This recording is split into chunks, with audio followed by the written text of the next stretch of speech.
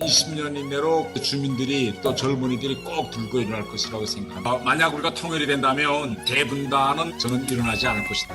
제가 외교부 부국장이었는데 한 달 월급이 2,900원이 쌀 한 킬로 값이 얼마인 줄 아세요? 장마당에서 3,200원입니다. 한 달 가지고 쌀 한 킬로도 살 수 없는 이런 시스템. 어느 게 진짜 북한의 모습일까요? 이 두 사진 중에서 초상화를 떼다가 잠을 잤습니다. 위대한 수련을 위해 초상화를 떼었기 때문에 당신이 이제부터 체포다. 왜 초상화를 뗐습니까? 기발한 착상을 해서 북한에서는 10개의 원칙이라고 기독교의 10계명을 그대로 북한에는요 아무리 작은 농촌 마을에 가도 저렇게 탑이 있습니다. 영생탑이라고 합니다. 중세시 하나님한테 제일 가까이 다가가는 건축물을 47,000명인데 실버 버튼도 이렇게 저도 팔로우 해주십니까?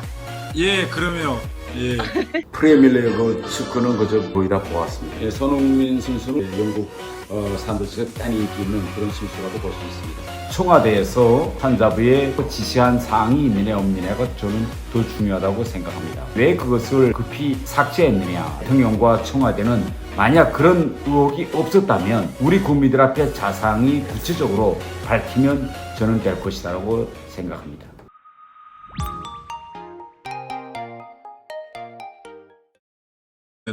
으로 이제 만날 수 있게 돼서 대단히 반갑습니다. 앞으로 여러분들과 자주 이 화면을 통해서 안택트 시대의 새로운 그런 관계를 구축해 나갔으면 합니다. 반갑습니다. 간담회 제목은 북한을 이해하는 데서 생기는 몇 가지 문제점 이렇게 제가 그 제목을 달았습니다. 우리가 대한민국에서 좌와 우, 또 보수와 진보 간의 여러 가지 갈등 상황 중에서 제일 심각하고 또 이 문제만 나오면 서로 화합을 할 수 없는 이 중요한 문제 중에 가장 큰 문제가 뭐냐? 바로 북한에 대한 인식차입니다. 그래서 이 북한을 어떤 식으로 바라보겠냐 이런 인식차 때문에 여기서는 좌와 우, 보수와 진보, 여와 야 사이에 너무나 이제 이것이 갈려 있습니다. 그래서 이런 현상은 우리가 다른 나라들에서는 좀 보기 힘든 그런 드문 현상입니다. 뭐 우리와 같은 분단 역사를 겪었던 베트남이라든가 또 이 독일이라든가 이런 데서도 통일 전까지는 분열된 상태에서 서로 상대 측에 대한 인식 차가 컸지만은 우리 한국처럼 이렇게 큰 인식차가 큰 적은 없었습니다. 그래서 앞으로 여러분들이 북한에 대해서 어떤 생각을 가지고 있는가라는 걸 이제 제가 제 생각을 좀 한국에 와서 제가 느꼈던 점 몇 가지를 이제 추려서 말씀드리려고 합니다. 여러분들이 화면에 보시는 것처럼 분명 북한은 우리와 접경을 하고 있는 우리와 언어도 같고 피도 같은 그런 한민족이고 우리의 접경 지역입니다. 그럼에도 불구하고 어느 시점에서 어느 자리에서 북한을 바라보는 거에 따라서 생각이 갈려요. 예, 제가 여기다가 지금 우리 한반도에서 우리 남한에서 제일 마지막 역전이 도라산역입니다. 도라산역이 제일 마지막 역입니다. 그런데 이 역에 대한 평가가 예를 들면 우리 일부 사람들은 여러분 도라산역이 어떤 역입니까? 라고 질문하면 어떤 분들은 예 우리 남한에서 제일 마지막에 있는 역입니다 라고 이야기합니다. 또 반대로 어떤 분들은 아니에요 북한으로 가는 첫 번째 역입니다. 그럽니다. 그러니까 도라산역이라는 이 한 장소를 놓고도 어떤 각도에서 얘기하는가에 따라서 달라지는 겁니다. 두 번째 사진은 우주비행선에서 내려다본 한반도입니다. 이 한반도를 바라보면서 하는 생각도 각이합니다. 어떤 분들은 이거 한반도 바라보면 지금 북한이 지역이 빛이 없어서 새까맣죠. 새까맣으면 이걸 바라보면서 야 북한은 정말 거기서 살기는 힘들겠구나. 에너지도 힘들고 에너지 사정도 정말 열악하고 이렇게 말하시는 분들이 있는가 하면 또 어떤 분들은 여기서 보니까 외국인들이 한반도를 이 우주에서 내려다본다면 이 한반도에서 우리 남한이 섬나라인 줄 알겠네 라고 말씀하시는 분들이 있는가 하면 또 어떤 분들은 이렇게 말씀하셔 저 남과 북의 저렇게 극명한 차이를 보기 때문에 저기에서는 이런 빛이 없는 곳에서는 어떤 생리적이고 물리적인 현상이 일어나느냐 빛을 찾아서 동식물들이 빛 있는 곳으로 움직인다. 이게 자연적인 형상이라고 합니다. 그래서 제가 마지막 그러면 해바라기를 해놨는데 해바라기처럼 동물이든 식물이든 빛을 찾아서 움직일 것이다. 그래서 외국 사람들한테 이 사진을 바라보면서 어떤 생각이 드세요? 앞으로 한반도에서 어떤 현상이 일어날까요? 라고 물어보면 외국인들은 빛이 없는 곳에서는 빛을 있는 곳을 향해서 인간의 이동, 엑소더스 현상이 일어납니다. 이렇게 이야기합니다. 그런데 그 사실이 맞습니다. 예. 그래서 이런 현상이 일어나게 된 곳에서는 난과북의 극명한 이제 차이 때문에 일어납니다. 다음 PPT는 우리가 북한을 어떤 나라로 이제 보겠느냐 이걸 이제 제가 띄워놨는데 이 북한을 어떤 시각으로 바라보는 거에 따라서 우리 많은 정책들이 달라집니다. 어떤 시각에서 보는가? 자, 제가 북한을 방문하고 와서 찍은 2장의 사진을 여기다 올렸습니다. 자, 여기서 하나는 퇴근길에서 평양시에서 맥주를 마시는 북한 사람들의 모습, 또 다른 하나는 역전 차역에서 이제 앉아서 식사하는 북한 사람의 모습, 역전 장마당이라고 하는데 북한에서는 이 2가지 모습을 이제 볼 수 있는데 우리 북한에 갔다 온 많은 분들이 사진을 가지고 와서 한국에서 사진전을 합니다. 또 책도 쓰고 하는데 가서 찍어온 사진과 책에 대해서 이야기할 때면 자기가 어느 쪽에 서 있는 거에 따라서 강조 안 하고 역점을 두는 부분이 달라요. 만약 이 맥주집에서 저렇게 맥주 마시는 북한 주민들의 모습을 찍어온 사람들은 이게 바로 진짜 북한의 모습이다. 이렇게 이야기합니다. 또 역전 장마당에서 저렇게 기차 철길 옆에서 식사하는 모습을 찍어온 사람들은 또 저것이 북한의 진짜 모습이다. 이렇게들 말씀하십니다. 그러면 김민구 씨 같은 분은 어느 게 진짜 북한의 모습일까요? 이 2 사진 중에서 생각되세요? 어느 것이 진짜 북한의 모습이다? 김은솔 씨는 어느 것이 북한의 모습일까요? 둘 다 북한의 모습 중에 일부가 아닐까 싶습니다. 예, 맞습니다. 다 북한의 모습이에요. 예. 그러나 누가 이 사진을 찍어 갖고 와서 우리 한국 국민들에게 어느 측면을 예를 들면 이 맥주집에서 행복하게 살고 있는 사람 모습을 찍어 온 것이 와서 하신 분은 진보 쪽에 있는 부분인데 사람은 이 사진을 찍어 와서 내가 북한에 가보니까 북한도 우리와 별반 다를 바 없더라. 그 사람들도 퇴근 시간이면 식당에 가서 맥주를 마시고 뭐 서울이나 북한이나 별반 다를 바 없다. 그래서 서울의 시간이나 북한의 시간 같이 흐른다. 이런 말씀을 하시고 바로 이제 역전 앞 장마당 사진을 찍어오신 분은 사진을 보여주면서 이렇게 말합니다. 아, 북한에 가니까 너무 마음이 쓸쓸하더라. 어쩌면 사람들이 그런 데서 살 수 있을까. 아, 불쌍해서 북한에 가니까 계속 눈물만 흘리다가 왔다. 이렇게 이야기합니다.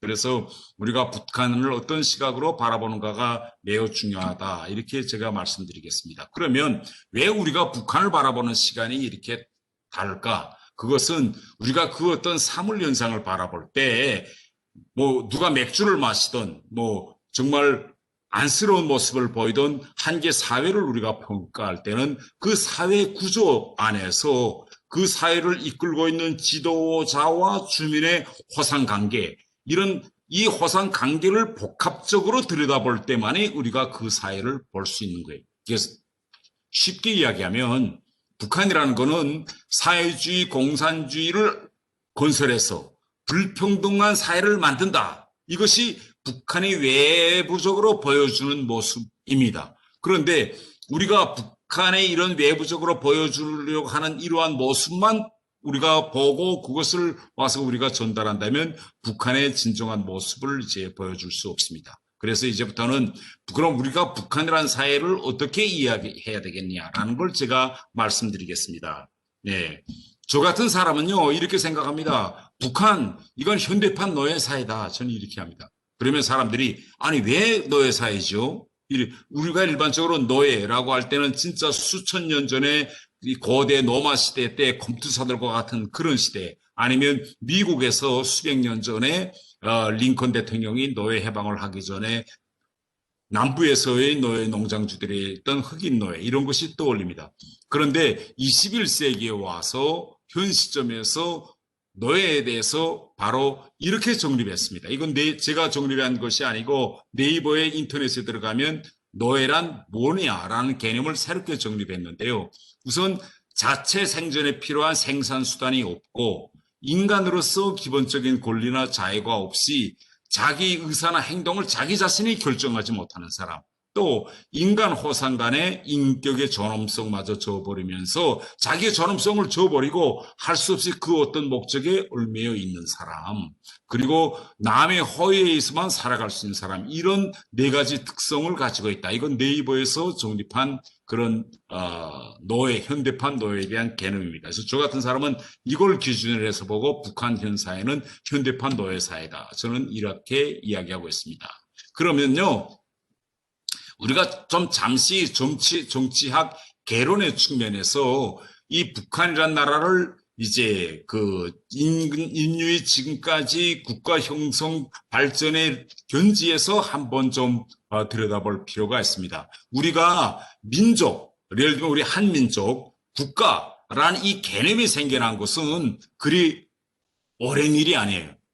일부 사람들은 고대 로마, 뭐 옛날 중국에 이제 그 진시황이 있던 그런 진나라, 뭐 이걸 국가로 볼 수 있지 않겠느냐, 이렇게들 많은 사람이 생각하는데, 왜 정치학에서 언제부터 국가 형성을 보겠느냐? 국가 형성을 바라볼 때는 유럽에서 웨스트팔리안 조약이 나올 때로부터 국가란 채모를 갖춘 이런 정치 형태가 생겨났다, 이렇게 이제 볼 수 있습니다. 그런데 전 세계적으로 보면요, 이 국가 형태를 만들고 국가를 만들어내는 이런 여러 가지 유형이 있습니다. 어떤 나라를 보면 종교를 기초로 해서 국가를 형성해요. 이슬람교 같은 나라들 있잖아요. 예를 들면 우리 지금 배가 이란에 지금 억류돼 있죠. 그럼 이란 같은 경우에는 이슬람 해교, 이슬람 공화국, 이렇게 자기 국가의 정체성은 종교다라고 딱 이야기합니다.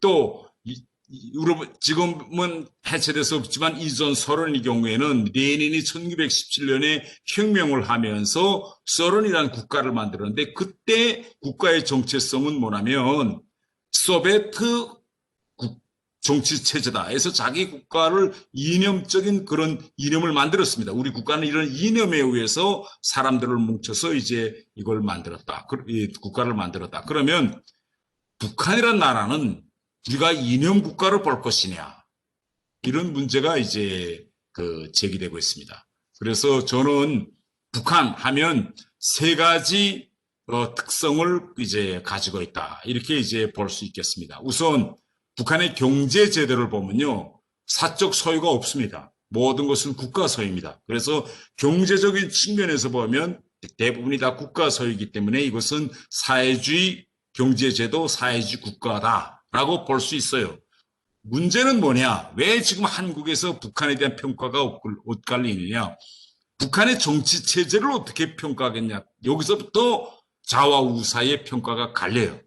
그러면 우리가 일반적으로 우리가 신문이란 보면, 뭐 칼럼이란 보면 많은 분들이 뭐 북한 공산당국은, 북한 공산국가군 라면서 북한이란 그 글 앞에 공산이라는 말 붙입니다. 공산주의, 뭐 이런 공산이라는 말을 많이 붙이는데, 그러면 곽희근 씨, 우리가 북한 앞에다가 공산국가라는 공산이라는 말을 붙이는 게 옳을까요? 틀릴까요? 저는 틀리다고 생각합니다. 옳지는 않다고 생각합니다. 예, 왜요? 공산주의가 지향하는 이념보다는 현재 북한이 지향하는 이념은 이념이라기보다는 그냥 세습체제 위주의 국가여서 공산주의 이념과는 맞지 않다고 생각합니다. 맞습니다. 정확히 이야기했어요. 실제 우리가 많은 우리 칼럼이라든가 정치학자들이 자꾸 북한을 북한 공산당국이라며 공산이라는 자를 자꾸 붙이기 때문에 여기서부터 우리 한국 사회에서 일부 공산주의에 대해서 환상적으로 대하나 이념적으로 지지하는 분들이 많습니다. 예. 우리 역사상 보면 우리 지난 일제 때 보면 공산주의라는 이런 이념이 러시아나 일본으로부터 많이 들어왔는데 많은 지식인 계층이 우리 한국에서 많은 지식인 계층이 공산주의를 연구하고 마르크스와 레닌의 책을 보고 이념적으로 공산주의를 따랐습니다. 그렇기 때문에 지금 우리 미국이나 유럽과 같은 이런 선진국들에 보면요. 선진국들에 보면 이 공산주의 이념을 연구하고 또 선전하고 이런 게 합법적인 정치 구조에서 합법화되어 있어요. 공산당이 없는 나라가 없습니다. 전 세계에. 제가 영국에서 왔는데 영국 같은 데는요. 공식 공산당이라는 이름을 가진 당이 4개씩이나 있어요. 그런데 그러면 우리가 이 북한을 공산국가로 보겠냐, 공산주의 정치 형태의 하나로 보겠냐, 요건 제가 다음에 말씀드리겠습니다. 다음, 북한의 사회 문화적인 측면에서 우리가 갈라보면 북한의 사회 문화는 전 근대적인 사회 문화 체제를 갖춘 국가다. 이렇게 우리가 볼 수 있습니다. 그러니까 우리가 인류 역사를 이제 쭉 발전 과정을 볼 때 우리는 근대와 근대 전 이 두 가지를 가지고 근대냐 아니면 근대 전 사회냐라는 걸 이제 평가합니다. 이 역사 발전에서. 그러면 혹시 김은설 씨 무엇이 근대와 전 근대의 기준점이죠? 산업혁명인가요? 근대와 전 근대의 차이점. 왕정과 공화정이요. 이야, 대단하네. 근대와 전근대의 차이는 쉽게 이야기하면 이겁니다. 글로 쓴 법에 의해서 왕도 통제하고 사회도 돌아가는 건 근대.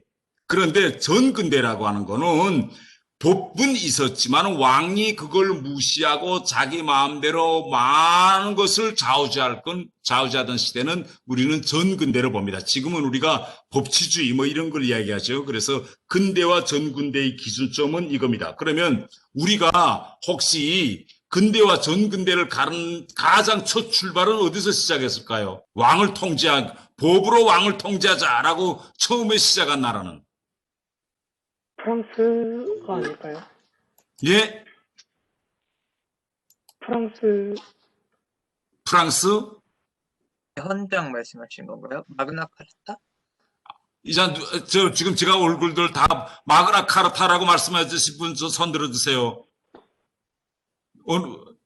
자, 대단하시네. 맞습니다. 마그나 카르타입니다. 마그나 카르타라는 건 쉽게 이야기하면 우리가 쉽게 이야기하면 왕이 돈을 마음대로 썼어요. 왕이 세금도 자기 마음대로 걷고 자기가 돈 쓰는 마음대로 쓰는데 귀족들이 딱 보니까 야, 이건 아니다. 그래서 왕한테다가 세금 걷는 것도 왕 마음대로 걷지 못하게 하고 걷어들인 세금도 왕이 마음대로 왕이 써라. 그러나 일단 법을 만들어 놓고 세금을 어떻게 걷고 어떻게 쓰자라고 해서 왕을 글로 쓴 그런 성문법에 처음으로 이렇게 얽매여 놓은 그 첫 시도가 영국의 마그나 카르타입니다. 그래서 그때부터 근대적인 사회가 시작되는 거예요. 예. 그 전까지는 왕이 뭐 마음대로 했죠. 그러면 우리가 북한이라는 나라를 볼 때 제가 왜 전근대냐 근대냐 이걸 이야기할 때 다음에도 이야기했지만은 법으로 북한의 김정은의 행동을 통제할 수 있을까요? 없을까요? 북한에서.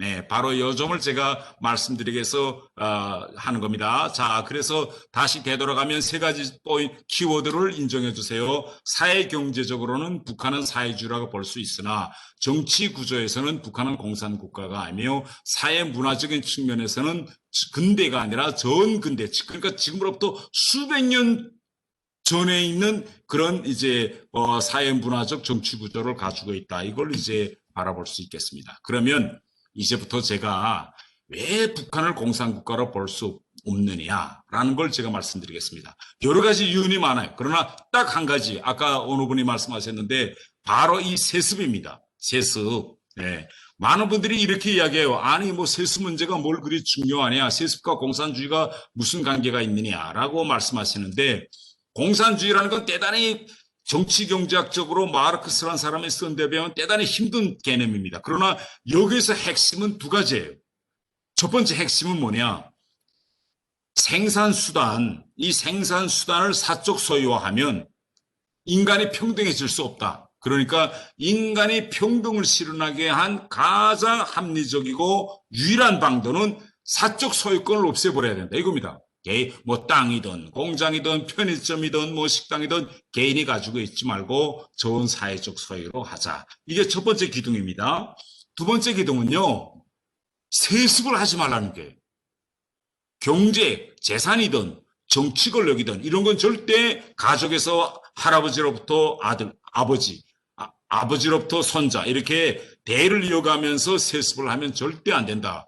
마르크스라는 사람이 왜 세습을 하지 말라고 그렇게 강조했는가 하면 이 사람은 자본을 연구한 사람입니다. 그런데 이 자본이라는 이 과정을 보면 하루 이틀 사이에 자본이 축적되지 않아요. 특히 산업자본주의에서는 오랜 기간의 축적 과정을 통해서 자본이 형성되는데 이 사람이 이걸 들여다보니까 세습을 하면서 자본의 축적 과정이 계속 이어져서 마지막에는 독점으로 가는 걸 발견해요. 그래서 어떤 경우에도 세습은 하면 안 된다. 이 두 가지가 핵심입니다. 그래서 지금 우리가 공산주의를 뒤돌아보면 공산주의 운동 역사권에 보면 유명한 지도자들이 많았죠. 뭐 이전 소련의 스탈린이나 중국의 마오쩌둥이나 베트남의 뭐 후치민이나 뭐 이런 사람들이 있지 않습니까? 그런데 이런 사람들 속에서 세습하는 거 보셨어요?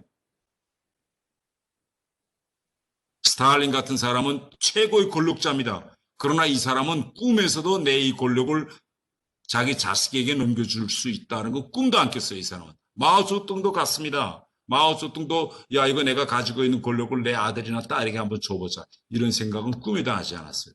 오직 공산주의의 피를 쓴 김씨 일가만이 역사상 처음으로 공산주의 이론을 변형시켜서 북한에서 세습을 이뤄냈습니다. 그러니까 북한이 막 가지고 있는 모든 사회 구조적인 모순에서 핵심은 뭐냐?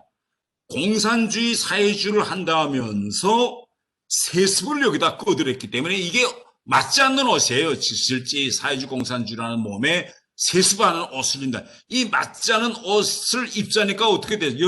여러분이 이렇게 몸이 퉁퉁한데 20살 되는 여러분이 15살, 14살 중학생이나 초등학생을 입으면 어떻게 될까요? 옷이 찢어지겠죠? 그러니까 맞지 않은 옷을 입자고 하니까 어떻게 될까요? 찢어질 수밖에 없습니다. 그렇기 때문에 북한에서는 여러 가지 사회적 악이 발생하는데 이 모든 문제가 바로 여기서부터 일어나고 있습니다. 자, 우리가 한번 좀 봅시다. 여러분 북한에서 이제 정치 권력 투쟁이 계속 일어난다는 말 듣었죠? 숙청도 하고 사람도 죽이고. 그러면 지난 시기에 이전 소련이나 중국이나 이런 공산국가들에서 권력 투쟁이 있었어요. 그런데 북한에서의 권력 투쟁과 다른 공산국가들에서의 권력 투쟁에 어떤 차이점이 있을까요?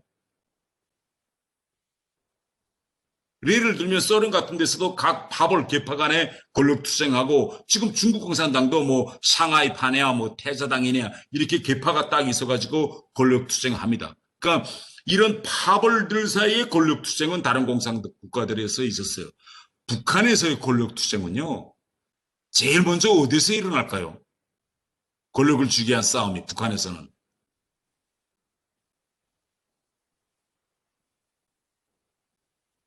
군에서 일어난다고 생각하겠습니다. 어디서요? 군 내에서 일어날 수 있다고 생각합니다. 군대 내에서 우리가 이 봉건 왕조 국가들 보면 제일 먼저 칼을 빼들고 싸움이 어디서부터 시작되죠? 집안 안에서부터 일어납니다.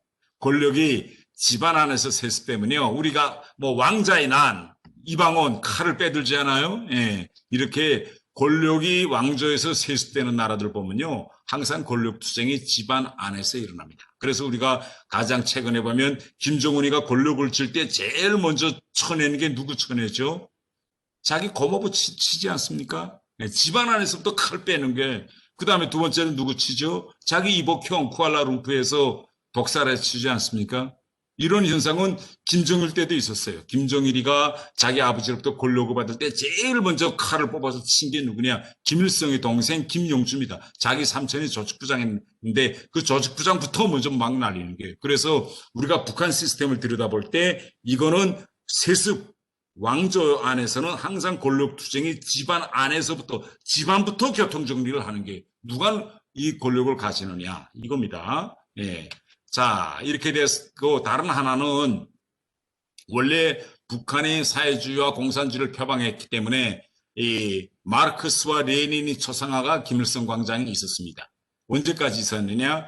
2012년 4월 15일 김일성 생일 100돌까지는 마르크스와 레닌이 있었는데 김정은이가 자기가 3대째 세습하고 보니까 차마 이거 마르크스와 레닌 초상화를 볼 수가 없는 게 왜? 저 사람들이 그만큼 세습하지 말라고 했는데 3대째 손자 때까지 오니. 그래서 2012년에 북한은 김정은 시대에 들어서면서 김일성 광장에서 저렇게 마르크스와 레닌 초상화를 내렸습니다.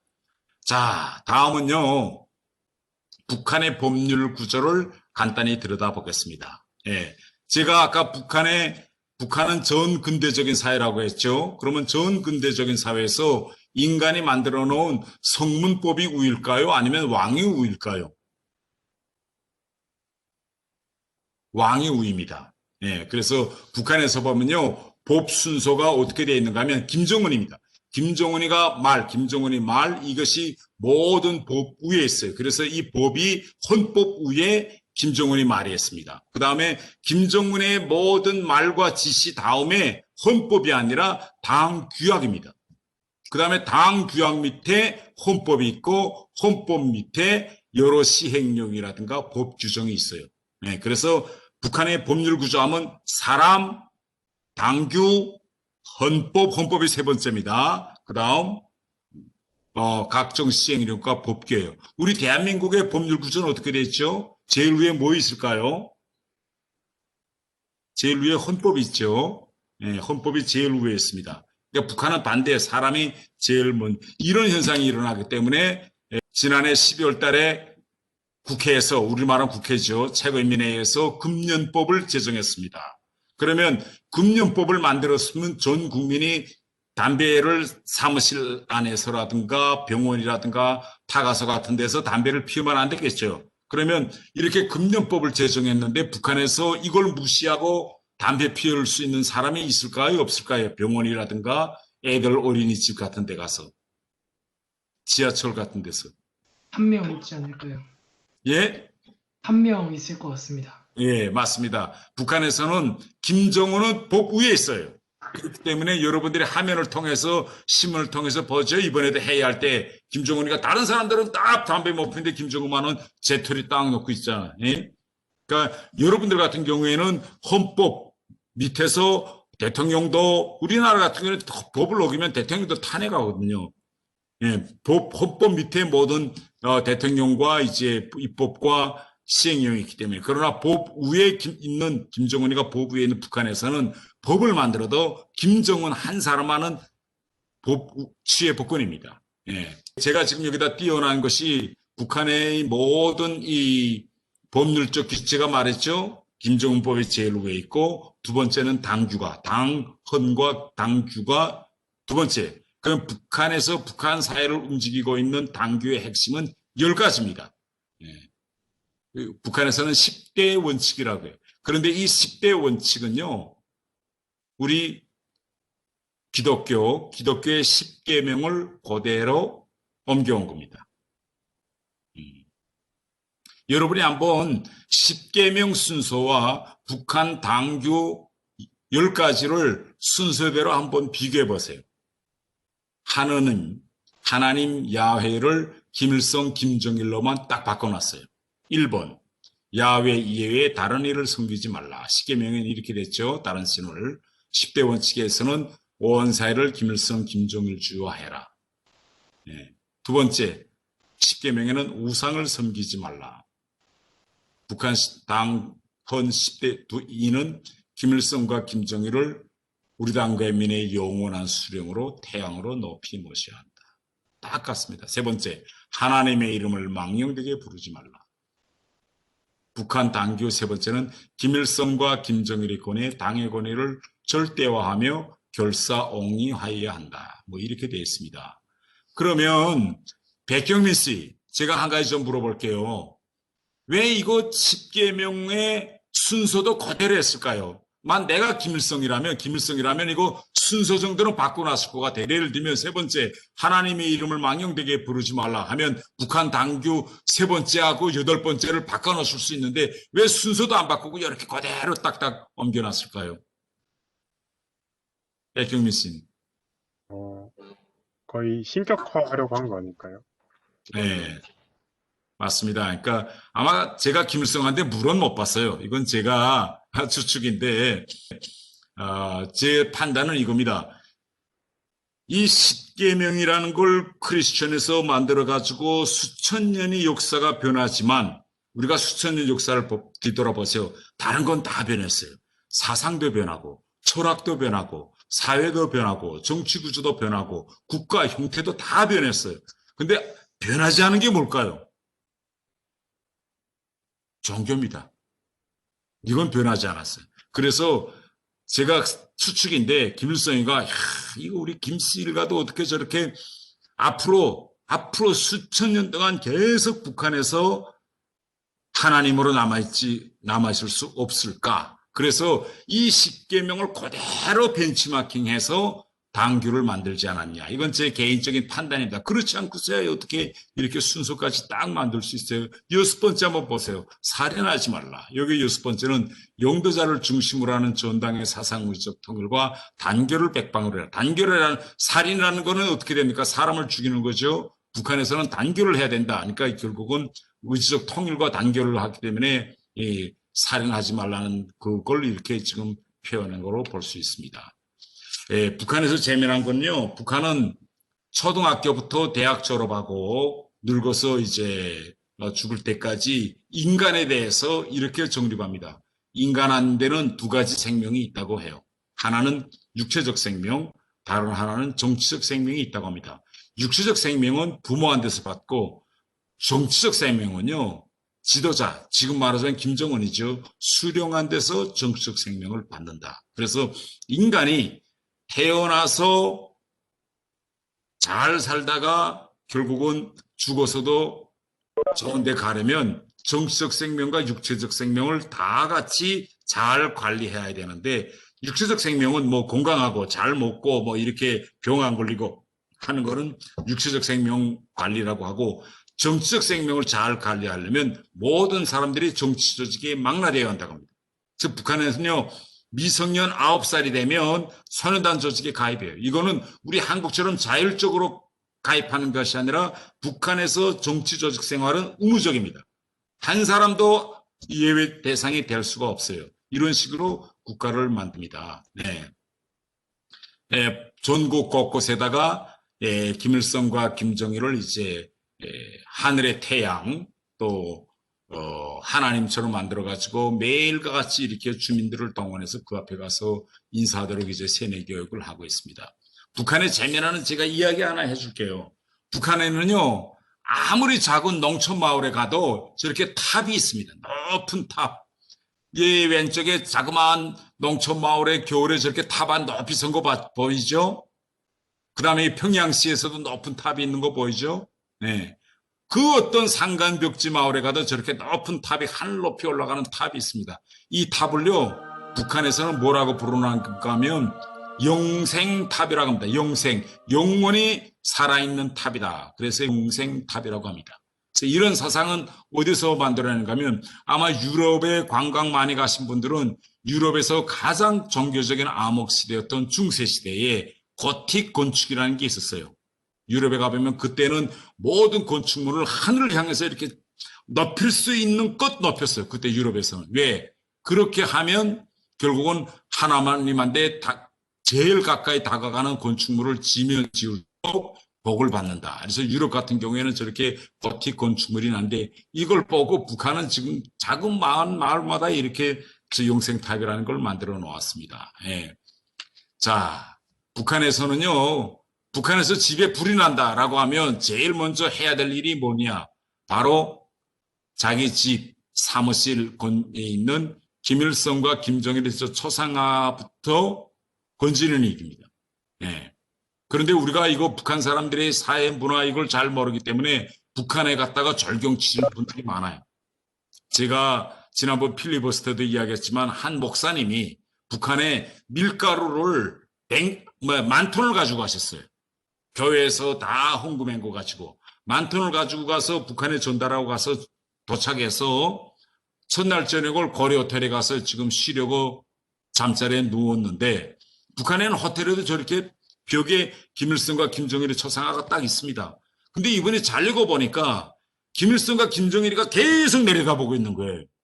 그러니까 잘 수가 없어요.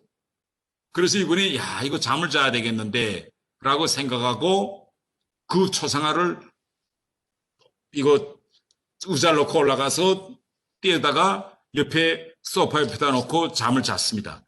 아침에 일어나서 깜빡했어요. 다시 제자리에 걸어놔야 된다는 걸. 그리고 나갔어요. 나갔는데 아침에 그 청소 관리원한 아줌마가 들어왔다가 초상화 없으니까 난리 났죠. 잡혔어요. 밖에 나가는 걸 북한 공안 당국이 가서 보위원회 잡아가지고 감옥에 데려갔습니다. 당신이 이거 우리 위대한 수령님의 초상화를 떼었기 때문에 당신이 이제부터 체포다. 왜 뗐느냐? 이렇게 물어보면서 이거 범죄를 저질렀기 때문에 사건 조서라는 걸 씁니다. 조서를 써야 됐어. 이거 쓰면 이 사람 한국에 못 옵니다. 밀가루 10,000톤 가지고 갔다가 한국에 오지 못할 상황에 처했어요. 그런데 왜 썼느냐라는 글을 쓰라고 할 때 이 목사님이 대단히 현명하게 생각했어요. 어떻게 하면 빠져나올까? 그래서 보위원이 왜 초상화를 뗐습니까? 라고 물어볼 때 이 사람이 기발한 착상을 해서 풀려나왔습니다. 김은설 씨, 목사님이 뭐라고 말하고 빠져나왔을까요? 만약 김은설 씨라면 뭐라고 말했을 것 같아요? 살아와야 되잖아요, 어쨌든. 집에 가져가고 싶어서. 한국에 가져가고 싶어서. 그 말 들까? 주무시게 해주려고 하지 않았어요? 예? 주무시게 해주려고 했다는데. 주무시게 해주려고. 그러면, 여준영 씨는 어떻게 하면 살아나왔을 거예요? 자기가 만약 갔다가 떼었다가 제자리에 붙이지 못했다 하면 어떻게 살아나오지? 의원님 죄송한데 제가 필리버스터 10시간 전부 봤어요. 아이고, 맞네. 아이고. 그래서 이분이 뭐라고 말했는가 하면 이렇게 말한 거예요. 제가 평시에 김일성과 김정일을 정말 존경하는데 호텔에 들어와서 자자고 보니까 그분 초상화가 있어서 그분을 품에 안고 자보고파서 내가 이렇게 떼었고 오늘 저녁에도 또 품에 안고 파서 내가 띄워놨다. 그렇게 말한 거예요. 그러니까 보위원이 딱 보니까 이 목사님이 분명 거짓말하는 거 명백해. 그런데 본인이 그렇게 떴다고 글을 썼는데 어떻게 체포 근거가 안 되잖아. 존경해서 뗐다는데. 그래서 성는 줄 알면서도 놔줬습니다. 예. 그래서 여러분들도 앞으로 이제 북한에 관광 가거나 그럴 기회가 있겠는데 앞으로 가서 이거 다치면 큰일 납니다. 예. 그리고요. 북한에서는 이렇게 사람들 속에서 이 김씨 일가가 이거 영적 지배를 하는 거 교육을 통해서 야 김일성, 김정일 하느님이야 이렇게 하는 것도 중요하지만은 생활 속 깊숙이 이 우상화 작업이 문화의 한 공간으로 만들게 만듭니다. 여러 방법이 있는데 그 중에서 하나가 뭔가면 만약 가령 신뢰를 들면 결혼식 한다라고 하면 신랑이 북한 아직도 전통 결혼식 예식을 합니다. 신랑이 신부 집에 가서 신부를 데리고 차에 태워가지고 지금은 옛날 같으면 가마와 말을 가지고 갔겠는데 지금은 승용차를 가지고 가서 신부를 태워가지고 집에 오는데 거저 오는 것이 아니라 바로 김일성, 김정일 동상에 가서 먼저 가장 좋은 기쁜 소식일 때는 먼저 거기다 인사드리고 그 다음에 집에 데리고 와서 자기 아버지나 어머니한테 인사하게. 근데 이걸 수십 년 동안 해왔기 때문에 지금 북한 사람 치고요. 야, 우리가 이거 왜 결혼식 날 아버지 어머니한테 인사드리기 전에 신랑 신부가 먼저 김일성, 김정일한테 가서 인사드려야 되지. 이걸 의심하거나 이상하게 생각하는 사람들은 거의 없어요. 이것은 뭔가 하면 수십 년 동안 계속 끊임없이 이걸 강요하다 나니까 오늘은요. 이것이 강요로 느껴지는 것이 아니라 북한 사람들은 하나의 문화적인 걸로 다가가게 만들고 있는 것입니다. 지금 이게 김씨 일가가 하는 거예요. 자, 북한에서는요. 제가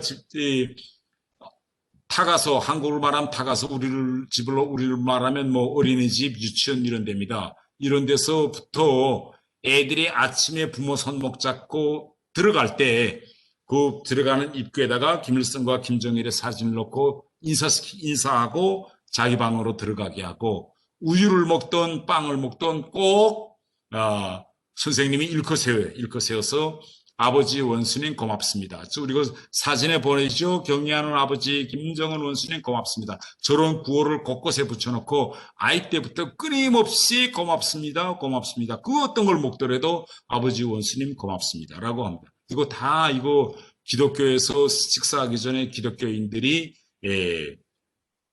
기도드리고 식사하는 여기서부터 다 벤치마킹 해온 이런 거라고 볼 수 있습니다. 제가 아까 담배 이야기는 했죠. 이렇게 담배를 구별해 놓고는 지하철, 병원 이런 데서 시도 때도 없이 김정은만 담배를 핍니다. 우리가 정상적인 사고를 가진 사람들이라면 제가 한국에 오니까 많은 분들이 저한테 이렇게 물어봅니다. 이거 의원님, 제가 다른 거는 북한에서 다 이해하겠는데 어떻게 김정은이가 지하철, 병원 다 가서 유치원에 가서도 저렇게 담배 피우고 그렇게 피우는 모습을 북한 TV나 신문에서 공익광고처럼 할까요?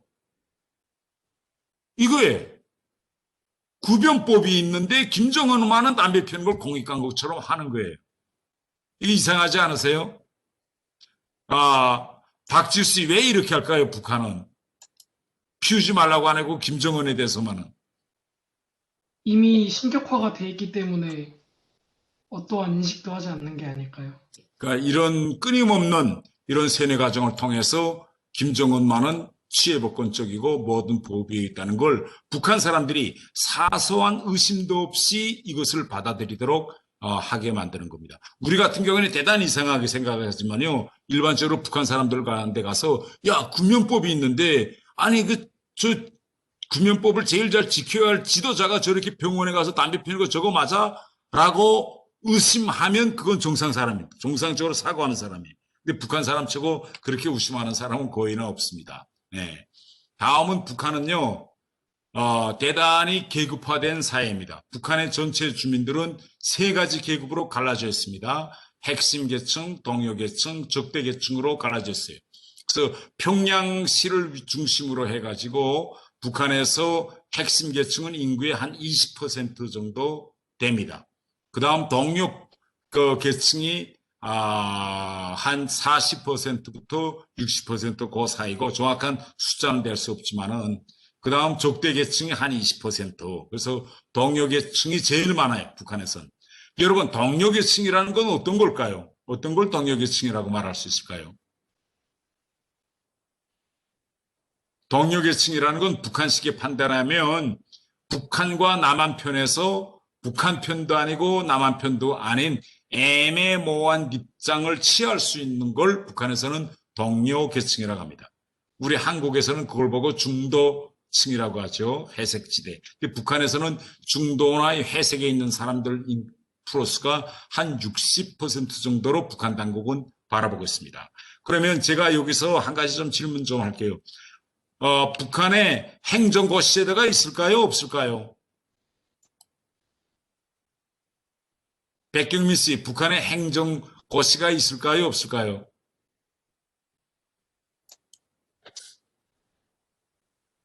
잘 모르겠습니다. 잘 모르겠어요. 임성근 씨.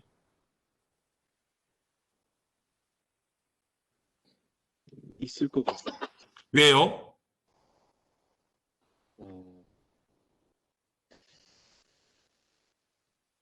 그냥 느낌이 있을 것 같습니다.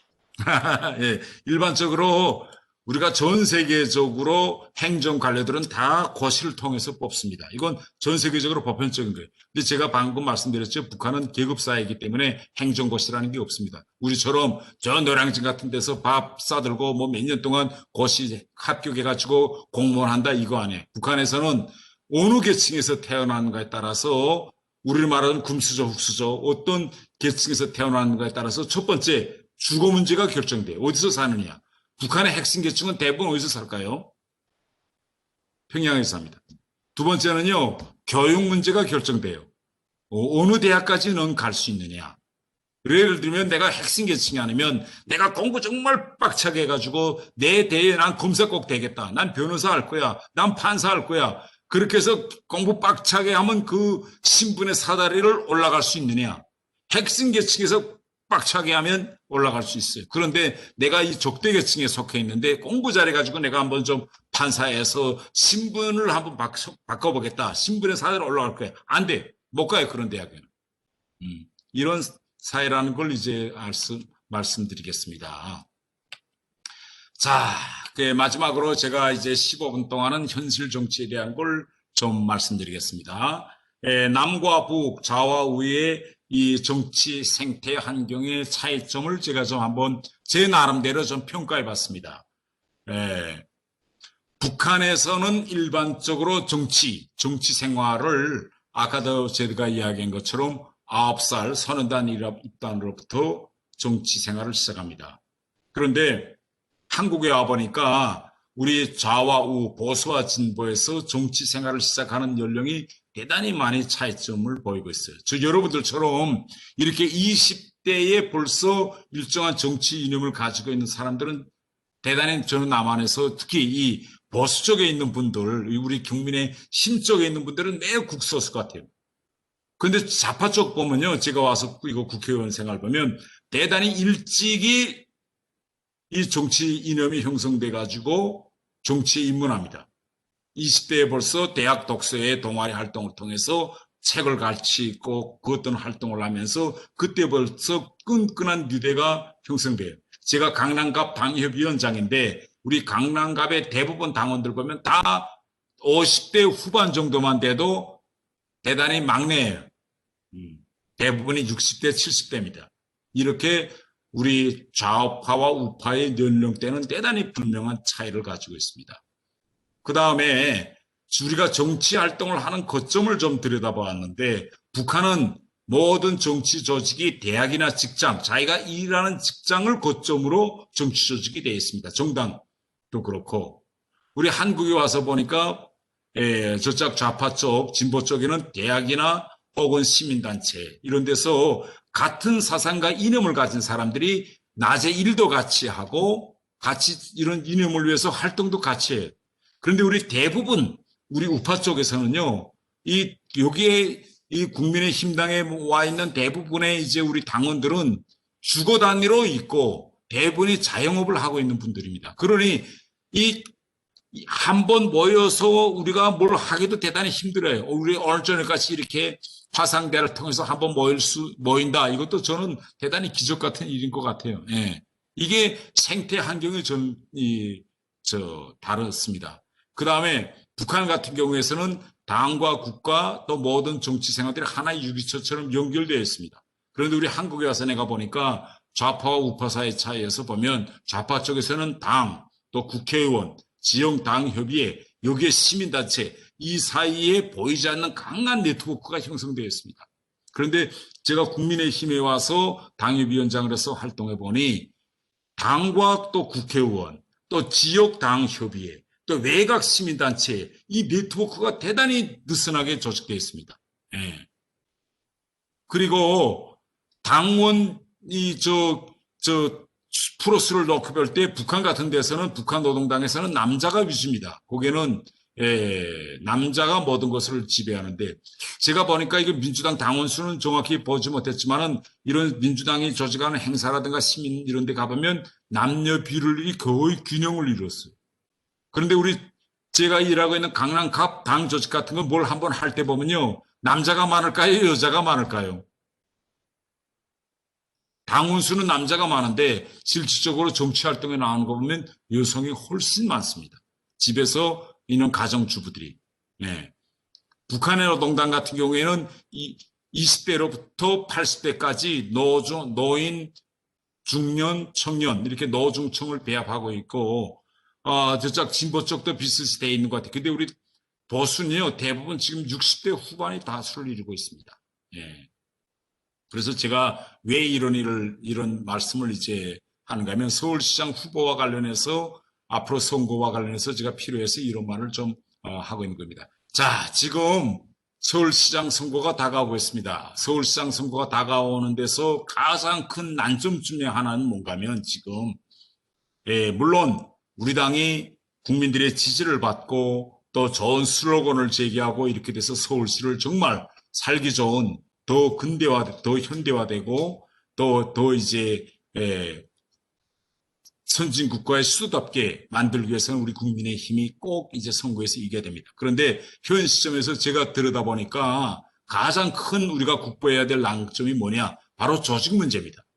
조직 네트워크를 우리가 구축하지 않으면 우선 이거 보궐선거기 때문에 50%까지 투표 참여를 올리기가 대단히 힘듭니다.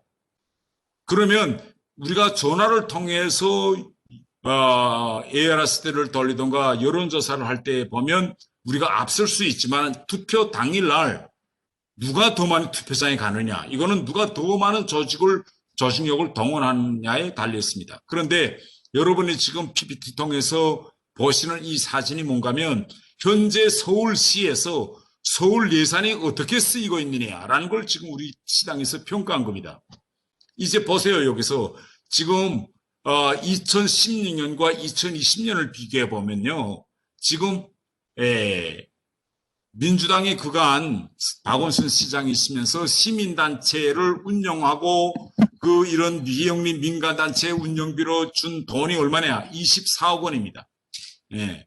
그리고 지금 이런 각종 용역 공모 사업을 통해서 한 해에 얼마 예산을 풀었냐? 2,353억 원을 풀었습니다.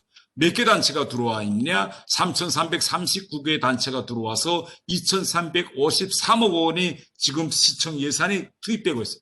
이 사람들이 평균 지금 거의 한 30만인데 30만이라는 강한 네트워크가 이렇게 지금 딱 뿌리 내리고 있어요. 그러면 이 30만에 해당한 이 강력한 네트워크에 대항해서 우리 당이 조직 동원할 수 있는 인적 네트워크는 몇 명 정도나 될까요?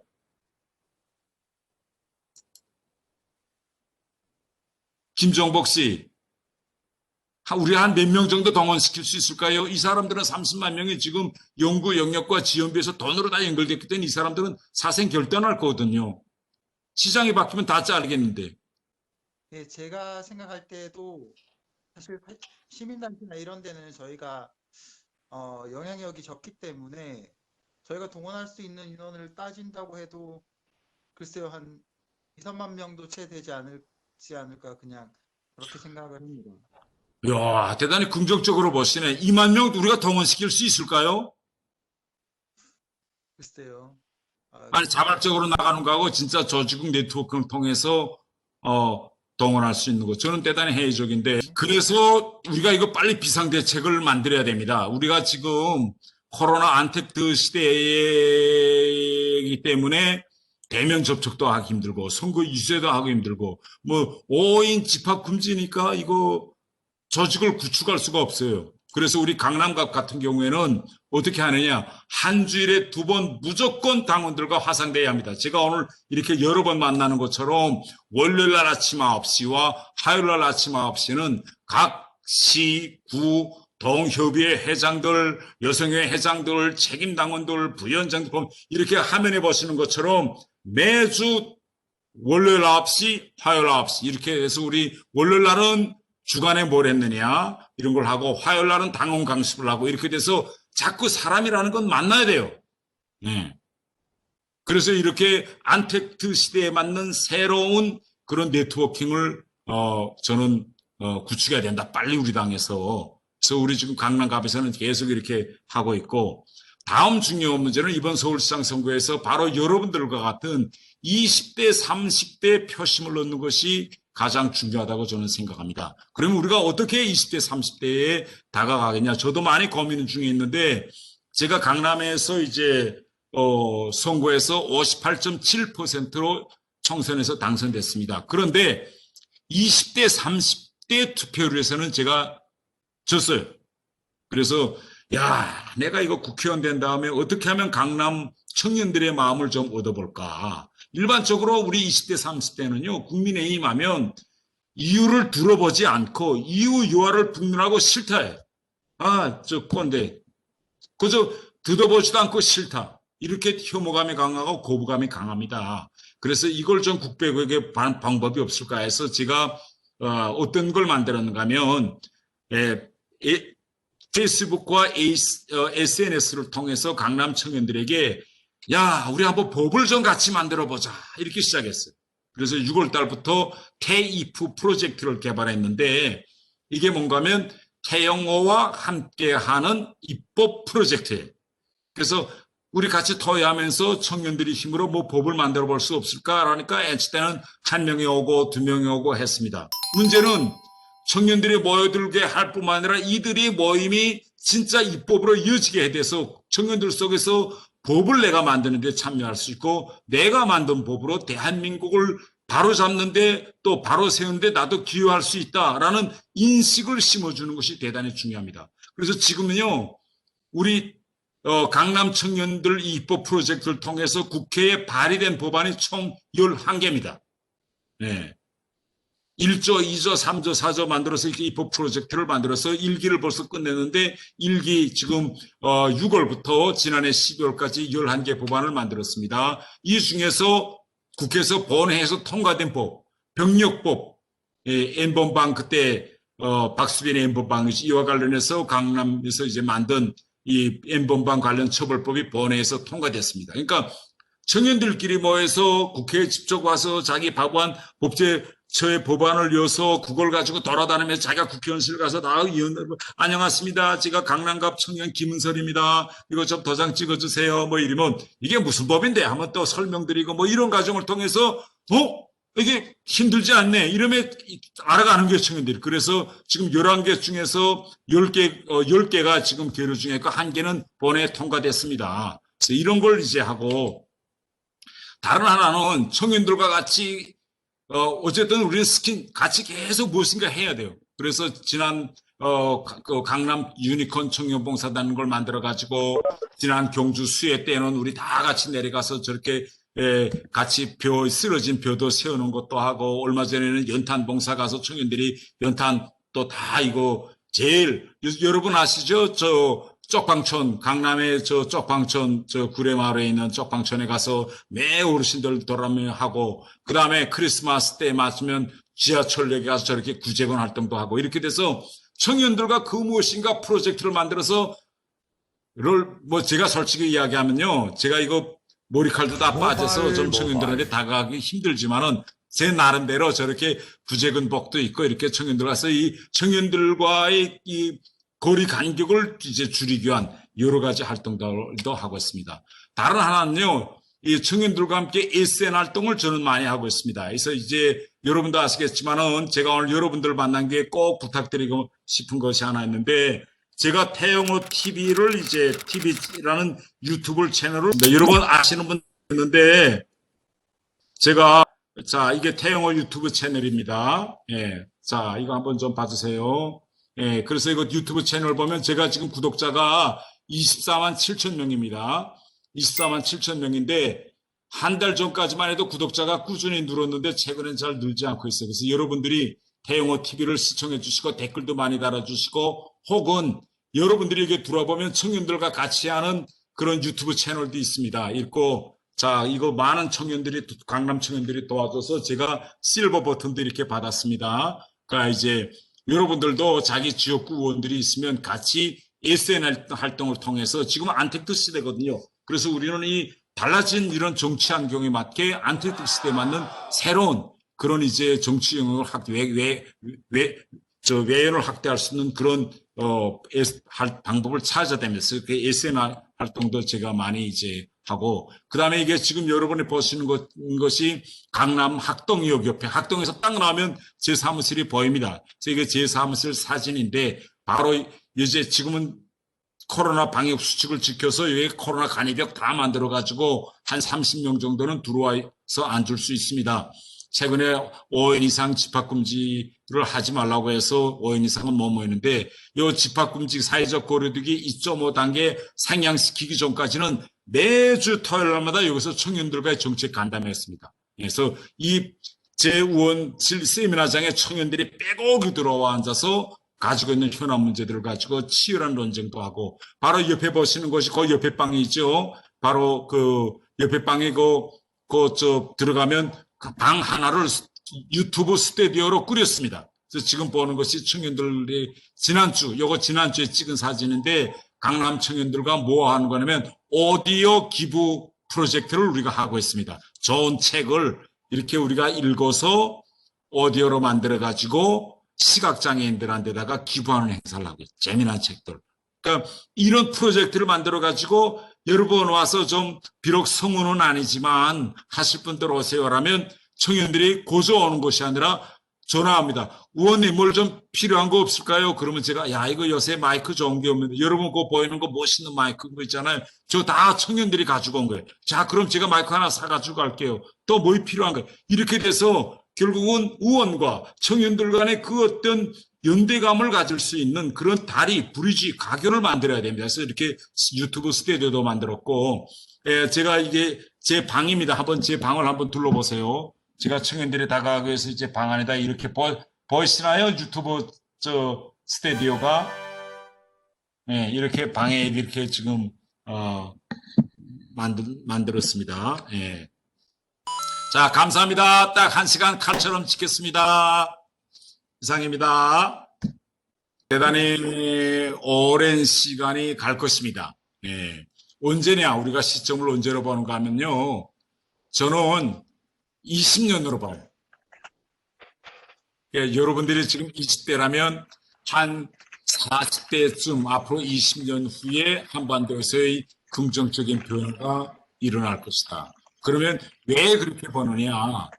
우리 지금 한국에서 일반적인 그 생각이 20, 30대가 이념과 또 별로 통일에 큰 관심이 없습니다. 점점 통일에 대한 관심이 식어지고 있습니다. 반대로 북한에서도요. 북한의 지금 밀레니얼 세들도 김씨 일가의 이런 세뇌 교육이나 이념에 관심이 없어요. 오직 그들은 지금 물질만 관심이 있습니다. 그래서 북한도 변하고 남한에서도 변하고 있어요. 그러면 앞으로 지금 현재 남과 북의 경제 실력 차를 보면 한 50대 1로 보고 있는데 앞으로 10년, 20년이면 이 간극이 거의 한 100대 1로 저는 벌어질 거라 봅니다. 그런데 역으로 최근 연간 북한으로요. 한국의 정보가 대단히 많이 유입되고 들어가고 있어요. 북한 청년 치고 저녁마다 한국 영화나 드라마 안 보는 청년이 거의 없습니다. 북한 청년의 7, 80%는요. 한국 영화 드라마를 봐요. 이것이 어디서 나타나냐. 북한 젊은이들의 언어가 지금 한국말로 변하고 있습니다. 네. 우리가 이거 카톡 하잖아요. 북한에서도 이제 이거 휴대폰, 젊은이들은 휴대폰 다 있거든요. 휴대폰에서 문자 보내고 이거 할 때 한국 영화 너무 봐서 한국식으로 다 지금 뭐 자기야, 오빠야, 크크크크 다 한국식으로 보내고 있고 그래서 저는 이 밀레니얼 세대가 김정은이가 지금 30대 후반입니다. 이 밀레니얼 세대가 앞으로 북한의 권력의 중추에 들어갈 때 이때 저는 북한에서 큰 변화가 이루어질 시점이다. 그래서 저는 저 같은 사람은 앞으로 권력의 중추나 대한민국의 이 핵심 세력에서 10년 내지 20년에는 없을 겁니다. 그러나 여러분들은 희망했어요. 이제부터 여러분들이 앞으로 우리 통일, 우리 미래의 통일 한국을 건설하는데 저는 핵심 세력으로 될 것이다. 저는 이렇게 생각합니다.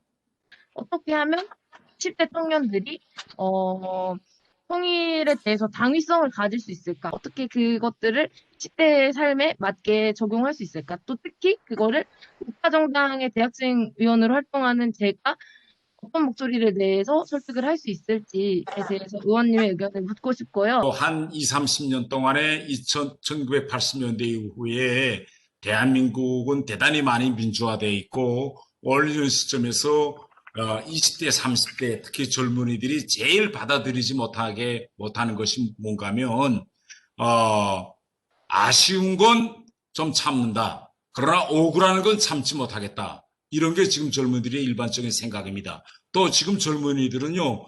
정의와 공정 이게 대해서 대단히 관심이 큽니다. 그래서 누가 공정하지 못하다. 그래서 지난번에 우리 조국 사건 때도 이제 대단히 그 젊은이들이 막 일어나지 않았 그게 왜 아니 아버지가 모이길래 아버지가 이렇게 돼서 좋은 인턴 만들고 뭐 대학 가고 이렇게 지금 젊은이들의 심정은 이제 우리 사회도 대단히 이제 민주화되고 있기 때문에 공정과 정의 이런 데 대단히 민감합니다. 그런데 우리가 지금까지 대한민국에서 통일교육에서 잘못된 근본 문제는 뭐냐?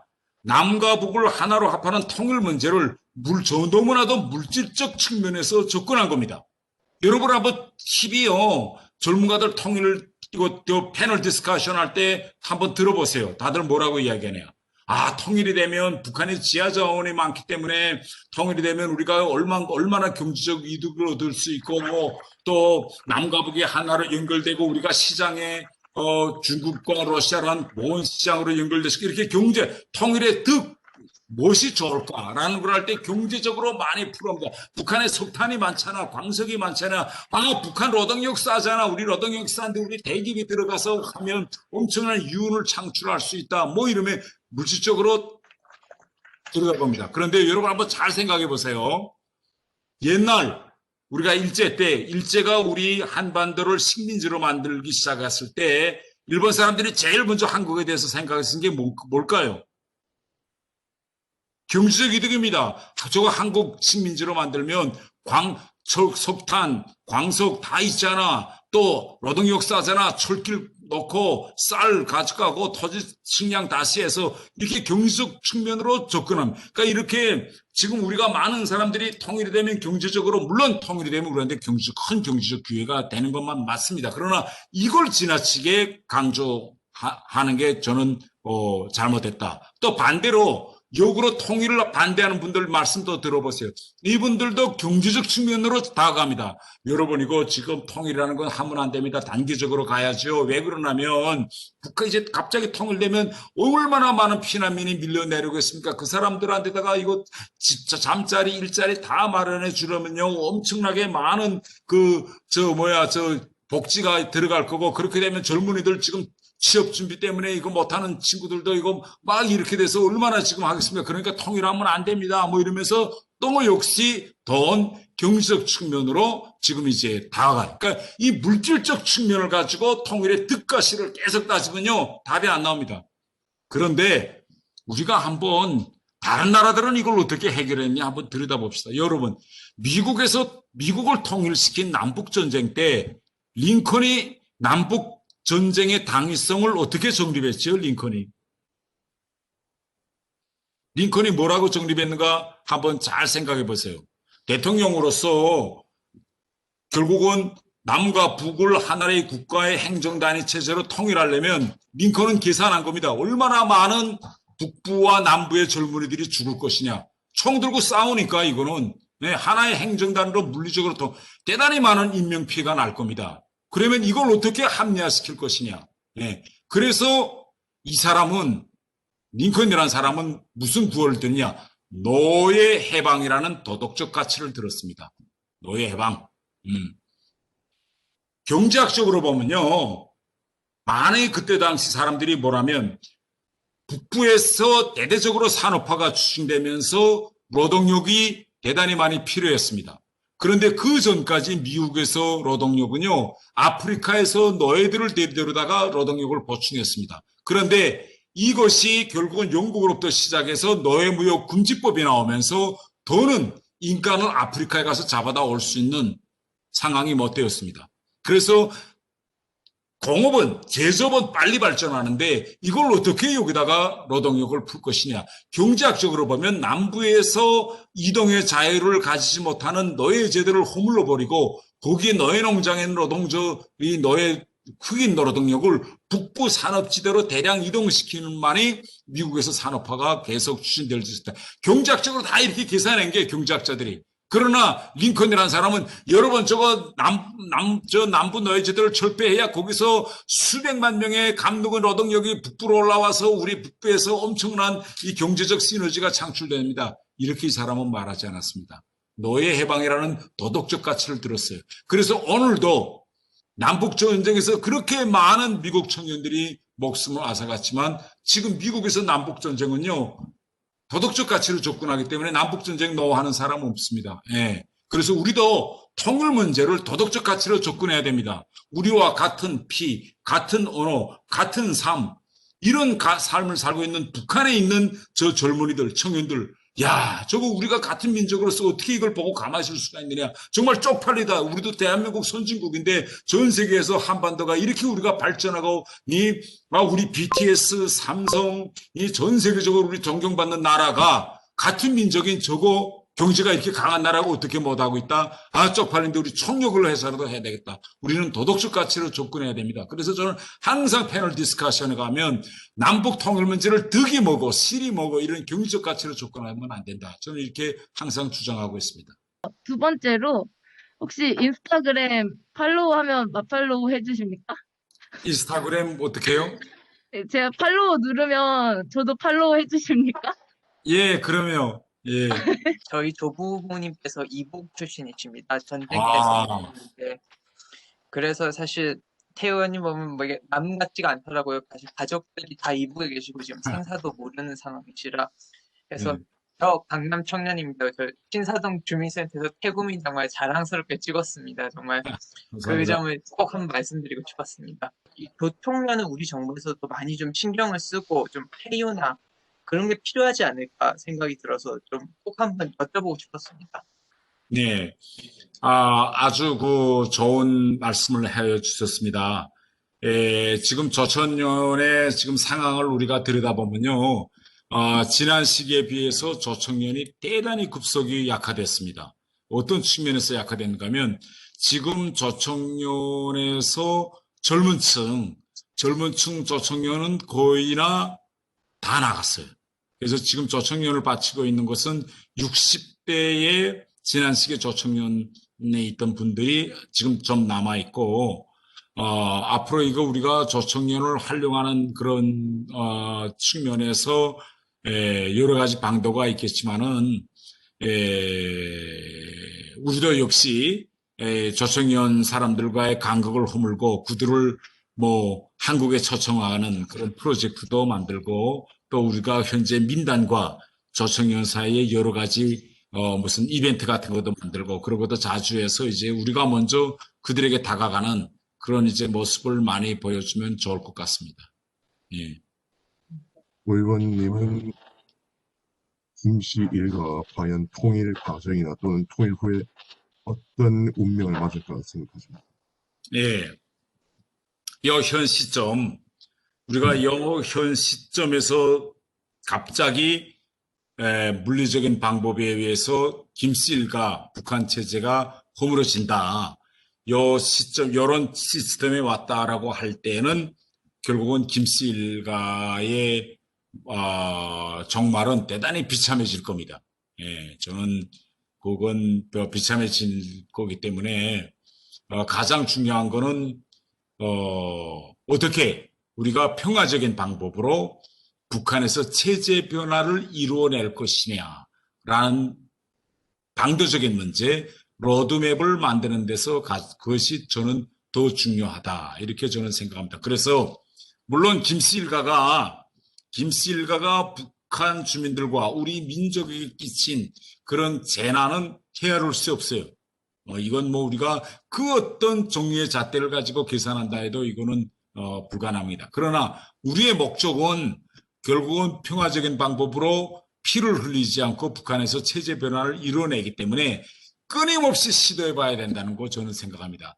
자, 내가 지금까지 죄는 많이 졌지만 그러나 말년에 그 죄를 인정하고 결국은 우리와 같이 손잡아서 북한 주민들에게 좋은 삶을 남겨주기 위해서 노력한다면 우리는 과거도 용서해 줄 수 있다라는 그런 메시지를 끊임없이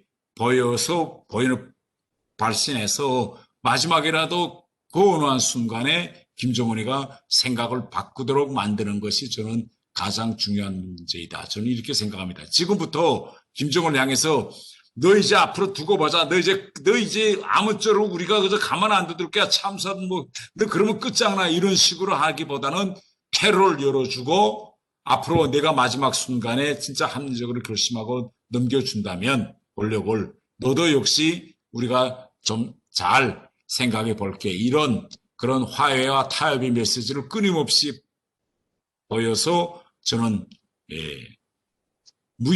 피를 흘리지 않는 무혈 평화적인 그런 체제 변화를 저는 이뤄내는 게 가장 중요하다. 저는 이렇게 생각합니다. 그 어떤 사회든지 평화적인 이행, 체제의 평화적인 전환이 이루어지려면 그 사회의 중추를 이루고 있는 기득권의 마음을 잡는 것이 저는 가장 중요하다고 생각합니다. 기득권 세력이 대안이 있다고 생각하면요, 우리가 체제 변환을 평화적인 방법으로 이루어낼 수 있습니다. 가령 실례를 들어봅시다. 우리 독일 통일 과정 때 결국은 동부 독일의 기득권층이죠. 기득권층이 통일을 결국은 주도했습니다. 왜? 이들이 다 공산당 지도자들이었는데 이들이 계산해 본 겁니다. 이거 서부 독일과 통일하는 것이 나한테 이리올까? 아니면 현 공산 체제를 계속 유지하는 것이 나한테 이런가? 이렇게 계속 계산해 본 데 하면 이들이 이 동부 독일이라는 공산 시스템을 포기하고 서독하고 합치는 것이 정착적인 도착은 나한테 더 이룰 것이다 라는 것이 이 사람한테 보였습니다. 보여서 결국은 통일을 이뤄냈죠. 실례를 들면 동부 독일에서 이제 통일 과정 때 동부 독일 스타치라는 게 세계적으로 대단히 악명 높은 그런 이제 우리 권력 기관이죠. 스타치와 군대 경찰이 만약 동부 독일 사람들이 시위를 한다면 이것을 무차별적으로 탄압하리라 준비 다 갖췄습니다.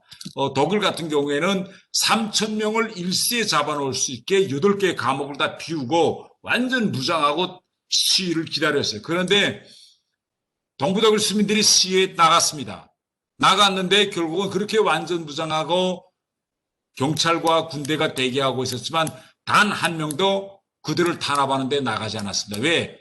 준비는 했지만은 준비를 한 말단부터 마지막 최종 결정권자까지 마지막 순간까지 생각한 겁니다. 어떻게 할 것이냐. 그러다가 이 사람들이 결국은 통일하는 것이 나한테도 이루어올 것이다 해서 통일로 마음을 돌렸습니다. 그 이후에 통일 이후의 상황을 보면 독일 또 우리가 폴란드라든가 동유럽 공산권 시스템에서 다 자유민주 시스템으로 돌았죠. 체제가 다 뒤바뀌었습니다.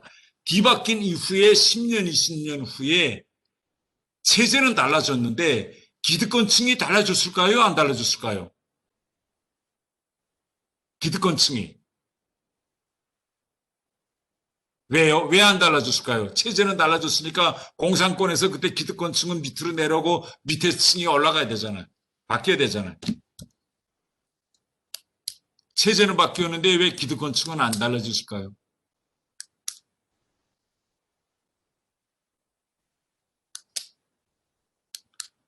우선요, 나라를 운영하고 국가를 운영하고 행정을 운영하자면 교육을 받아야 됩니다. 이 교육을 받아서 이 집단을 이뤄내는 건 한두 해 사이에 안 됩니다. 수십 년간의 교육과 시스템이 진행돼야 이게 바뀌는 거예요. 그런데 결국은 체제는 공산권 일당제로부터 자유민주주의로 바뀌었지만 그 시스템 안에서 운영할 수 있는 사람은 그대로 남아있어요. 공산당 때 한 자리에 한 사람이 그대로 시장하고, 공산당 때 재판관 한 사람이 그대로 판사고, 공산당 때 검사한 사람이 그대로 검사하고, 변호사가 그대로 검사한 거예요. 공산당 때 장교인 사람이 또 새로운 데 가서 또 장교하는 게, 경찰은 그대로 장교하고. 이 사람 갑자기 너 공산당 때 너 경찰 했으니까 너 안 돼. 경찰복 벗기고 새 지나간 사람 너 와. 너 그때 공산당 국가 때 너 탄압받으니까 너가 내일부터 경찰 옆에 가지고 나서 과태료 딱지도 끄고 해. 가능할까요 이게? 안 되는 겁니다. 그래서 북한도 앞으로 딱 같을 게요. 북한도 앞으로 남과 북이 통일돼서 우리가 이 북한을 하나의 시스템, 하나의 제도와 경제적 공간에서 이끌어 나가려면 보통 10년, 20년이 걸리는데 10년, 20년 동안 이 북한을 우리와 같은 체제로 이끌어 나갈 기본 중추 세력은 역시 지금의 북한의 기득권층일 겁니다. 이걸 뒤바뀌면 그러면 어떻게 될까요? 여러분 이라크에서 지금 왜 내전이 일어난 줄 아세요? 미국이 가서 원래 이라크란 나라는요, 종교적으로 시아파가 다수고 순니파가 소수였는데 수십 년 동안 소수파인 순니파가 사담 후세인으로부터 모든 행정 권력, 군대 다 법조계까지 순니파가 차지하고 인구의 60% 이상인 시아파는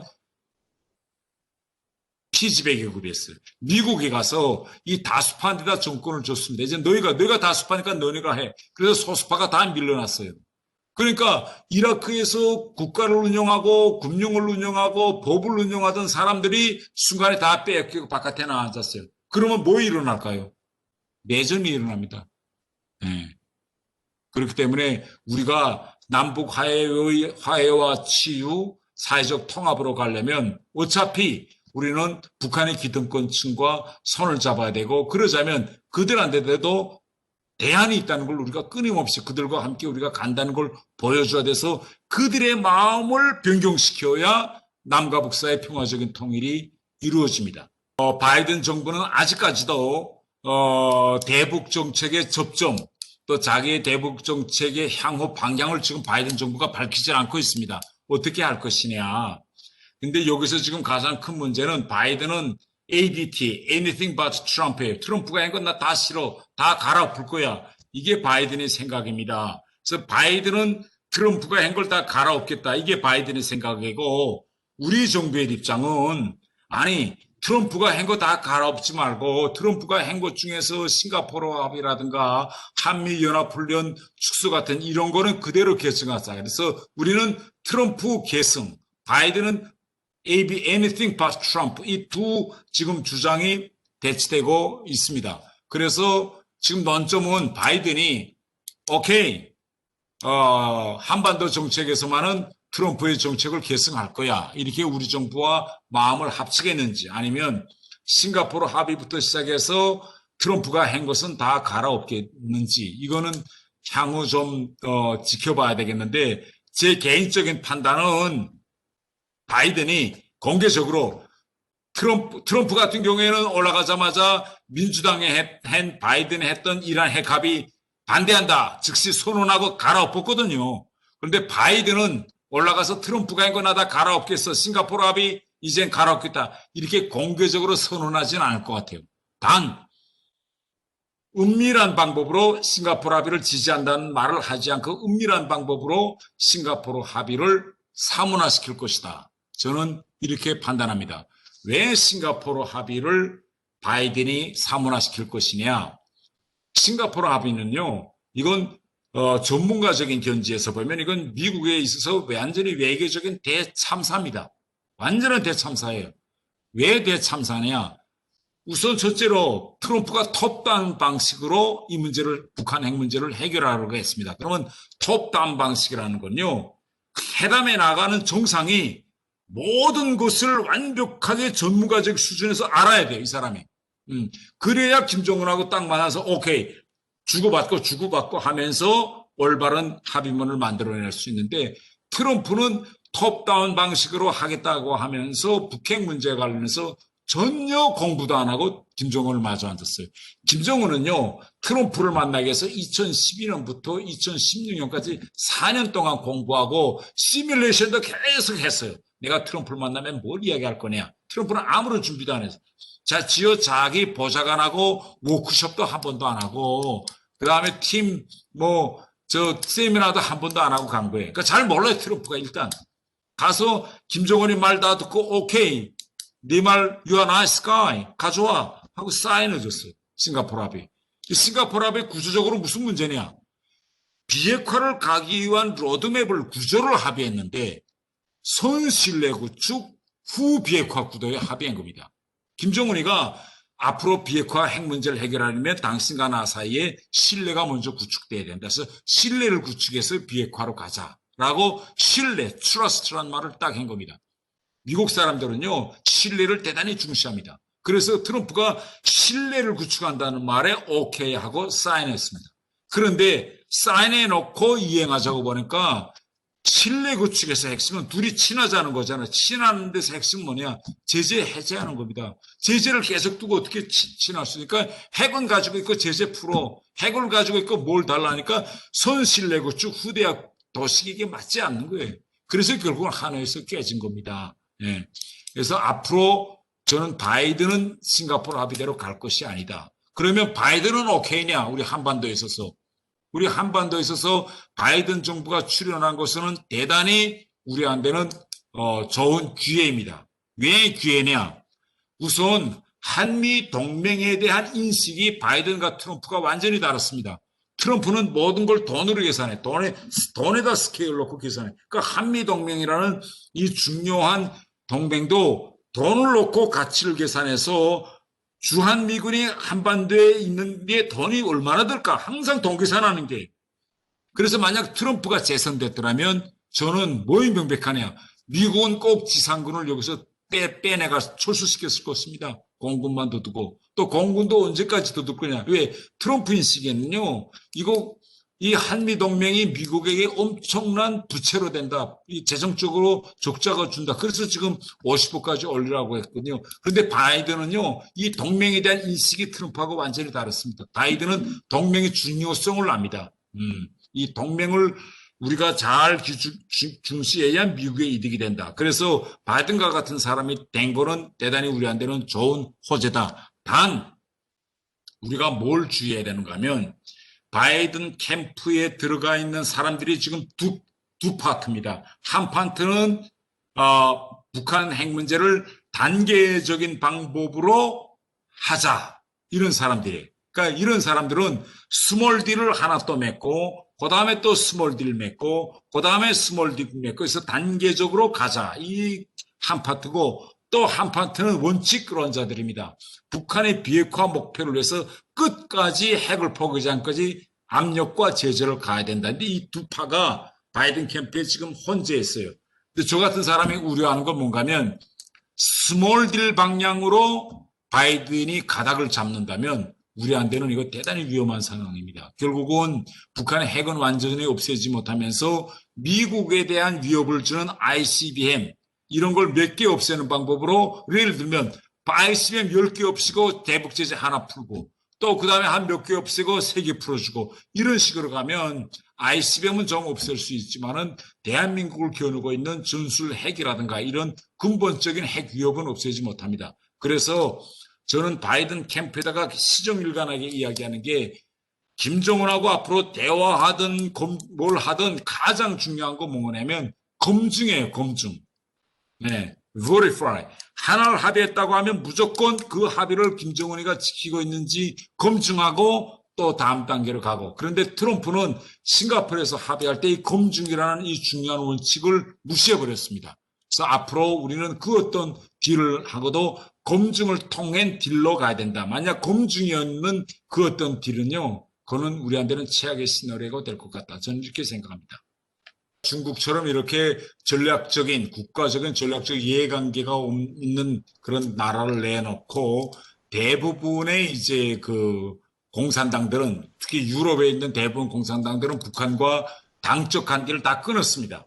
세습은 공산주의 원칙에 맞지 않는다. 그래서 북한은 당적 관계를 끊었고 중국 같은 경우에는 그런 같은 공산국가라는 그런 이념적인 그런 이제 측면보다도 중국은 지금 미국과의 경쟁 구도 갈등 속에서 북한을 바라보고 있는 겁니다. 그래서 이 북한의 세습은 중국에 한테는 달갑지 않은 그런 정치 구조라고 하더라도 이 북한을 만약 중국이 포기하게 되면 그럼 북한이 어떻게 될까요?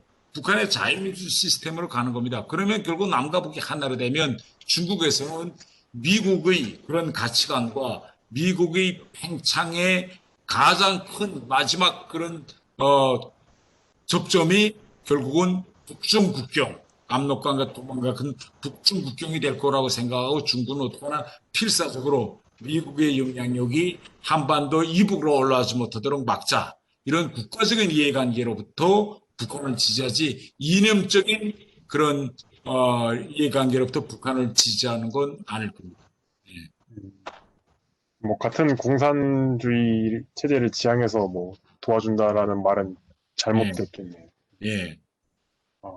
알겠습니다. 감사합니다. 중국에 가서 이제 관광을 한번 해보세요. 중국 사람들 자체도 북한을 지지한다고 하면서도 북한의 세습에 대해서는 중국 사람들 자체도 대단히 거부감을 가지고 있습니다. 왜 거부감을 가지고 있는가 하면 중국 사람들은 항상 이렇게 이야기해요. 우리 마오쩌둥도 권력을 자기 집안에서 세습안했다. 감히 김일성이, 그러니까 막 그 사람들 북한은 김일성을 마오쩌둥보다 한참 아래로 봐요. 감히 김일성이 어떻게 그렇게 하냐. 우리 마오 주씨도 그렇게 하지 않았는데. 예. 맞는 말이죠. 그때 당시 보면 1세대죠. 1세대 분들은 6.25 혹은 6.25 전에 북에서 내려와서 그분들이 그때 당시 1세들이 다 거기서 이제 뭐 도지사도 하고 군수도 하고 했습니다. 그럴 때 당시로 보면 우리가 50년대 그 조직을 50년, 60년대 보면 그때 만약 통일이 됐다 하면 그분들이 고향에 가면 다 고향 사람들을 다 알고 자기 친척, 친구들이에요. 그런데 이제는 70년이 흘렀습니다. 그 사람들이 이제 북한에 돌아간다고 해서 내가 뭐 예를 들면 함경도 도지사다. 내가 가서 함경도에 가서 야 내가 지사다. 그거 알아보는 사람 또 알아줄 사람이 있을까요? 저는 이제는 이제 70여 년의 분단을 걸쳤기 때문에 그때 당시 냉전 시기 50년대, 60년대에 우리가 그 당시 상황을 예견해서 만든 이 조직이 앞으로 통일된 다음에 북한에 가서 행정권을 수행할 수 있는 그런 기능은 저는 못하리라고 생각합니다. 우리가 인류 역사를 뒤돌아보면 민중봉기가 이제 일어난다라고 할 때는 두 가지 요인이 갖춰져야 합니다. 우선 첫 번째로서 그러한 민중봉기를 이끌 수 있는 그런 정치 역량이 구비돼야죠. 그래서 옛날 프랑스 혁명이라든가 영국에서의 명예혁명이라다 이럴 때 보면 일정한 증산층이나 귀족층이 그것을 이끌 수 있는 준비가 되어 있었습니다. 두 번째 요인은 그런 혁명을 일으켰을 때 그걸 탄압하고 진압해야 할 그 공안 세력이 어느 정도까지의 강제력을 쓸 것이냐. 이게 두 번째 요인입니다. 만일 혁명이 일어났을 때 그것을 짓밟아 버려야 할 그런 공권력이 의지가 강해가지고 이걸 무조건 짓뭉개 버릴 것이다. 이런 진짜 철과 철이 붙는 이런 관계가 형성됐을 때는 혁명이 일어나기 대단히 힘듭니다. 왜? 혁명을 일으키는 사람들이 다 올려다 보거든요. 야, 우리가 들고 일어났을 때 어느 정도까지 쟤들이 우리를 칠 것이냐. 이게, 야, 우리가 들고 일어나도 쟤들이 어떻게 못할 것이냐가 보일 때 많은 경우 혁명이 이제 일어납니다. 그런데 지금은 보면요. 북한에서 지금 수십 년 동안 이렇게 못 살고, 핍박받고 하던 사람들이 불만은 여기까지 찼습니다. 찾는데 이들이 왜 못 일어나는가 하면 우리가 일어났을 때 지금 총을 쥔 저 권력이 어느 정도까지의 유혈적인 그런 대응으로 나올 것이냐. 이걸 보고 있는 거예요. 보고 있는데 야 지금 일어났다 우리 죽는다. 무조건 쟤들이 기관총 무조건 쏠 거야 하면 차마 못 나갈 거고 어느 정도까지는 쟤들이 너무 안 설 것이다. 이런 인식이 서면 일어납니다. 그런데 지금 북한 지금 시스템 보면 북한에 이 총을 쥐고 있는 이 공안 권력을 가지고 있는 이 사람들이 대부분 지금 연령이 어떻게 되는가 하면 60대, 70대의 오랜 사람. 이 사람들은 합리적인 사고를 하는 것보다도 6.25 전쟁을 통해서 자기 일가 친척이나 부모나 형제를 잃어서 마음에 상처가 있는 스크래치가 있는 사람들입니다. 그렇기 때문에 이 사람들은 만약 누가 일어난다면 주저하지 않을 거예요. 이거 자기가 가지고 있는 수단을 가지고 이걸 짓뭉개는데 그러나 우리가 10년, 20년을 돌이켜봅시다. 말하자면 10년 있으면 지금의 젊은이들이 아무래도 나이 든 사람들은 다 정년퇴직에서 들어갈 거고 지금 20, 30대가 올라가서 또 그들이 뭐 법조계도 들어가고 권력도 차지하 그때 그들이 지금과 같이 이 사람들처럼 체제를 옹호하고 수립하는 그런 절실한 이해관계를 가질 것이냐 저는 그렇지 않다고 봅니다. 요때 요 두 가지 요인이 결부됐을 때 들고 일어나는 겁니다. 그래서 동유럽이나 그 다음에 이전 소련에서나 다 어떤 현상이 일어나는 거 자 보세요. 1989년도에 중국에서 천안문광장에서 대학생들이 100만 명이 모였습니다. 100만 명이 모였는데 100만 명이 모인 걸 등서평이라는 이 중국 지도자는 군대를 동원해서 탱크를 동원해서 무참히 깔아엎었어요. 그렇기 때문에 지금의 중국 청년들 같은 보세요. 홍콩 같은 것은 들고 일어나잖아요. 왜 대륙에서는 못 들고 하냐. 얘들이 지금 중국인민 해방군 중국 군대와 경찰을 보고 있는 게 이제 일어나면 또 탱크가 들어온다. 안 일어납니다. 그런데 1991년에 러시아에서 보세요. 러시아에서 주민들을 진압하기 위해서 탱크가 러시아군 특전사 사단 탱크가 모스크바로 들어갔습니다. 그런데 그때 모스크바 탱크가 들어가고 기관총을 들고 군대가 들어오는데 온 모스크바 시민이 나와서 탱크를 막았었습니다. 왜 막았었을까요?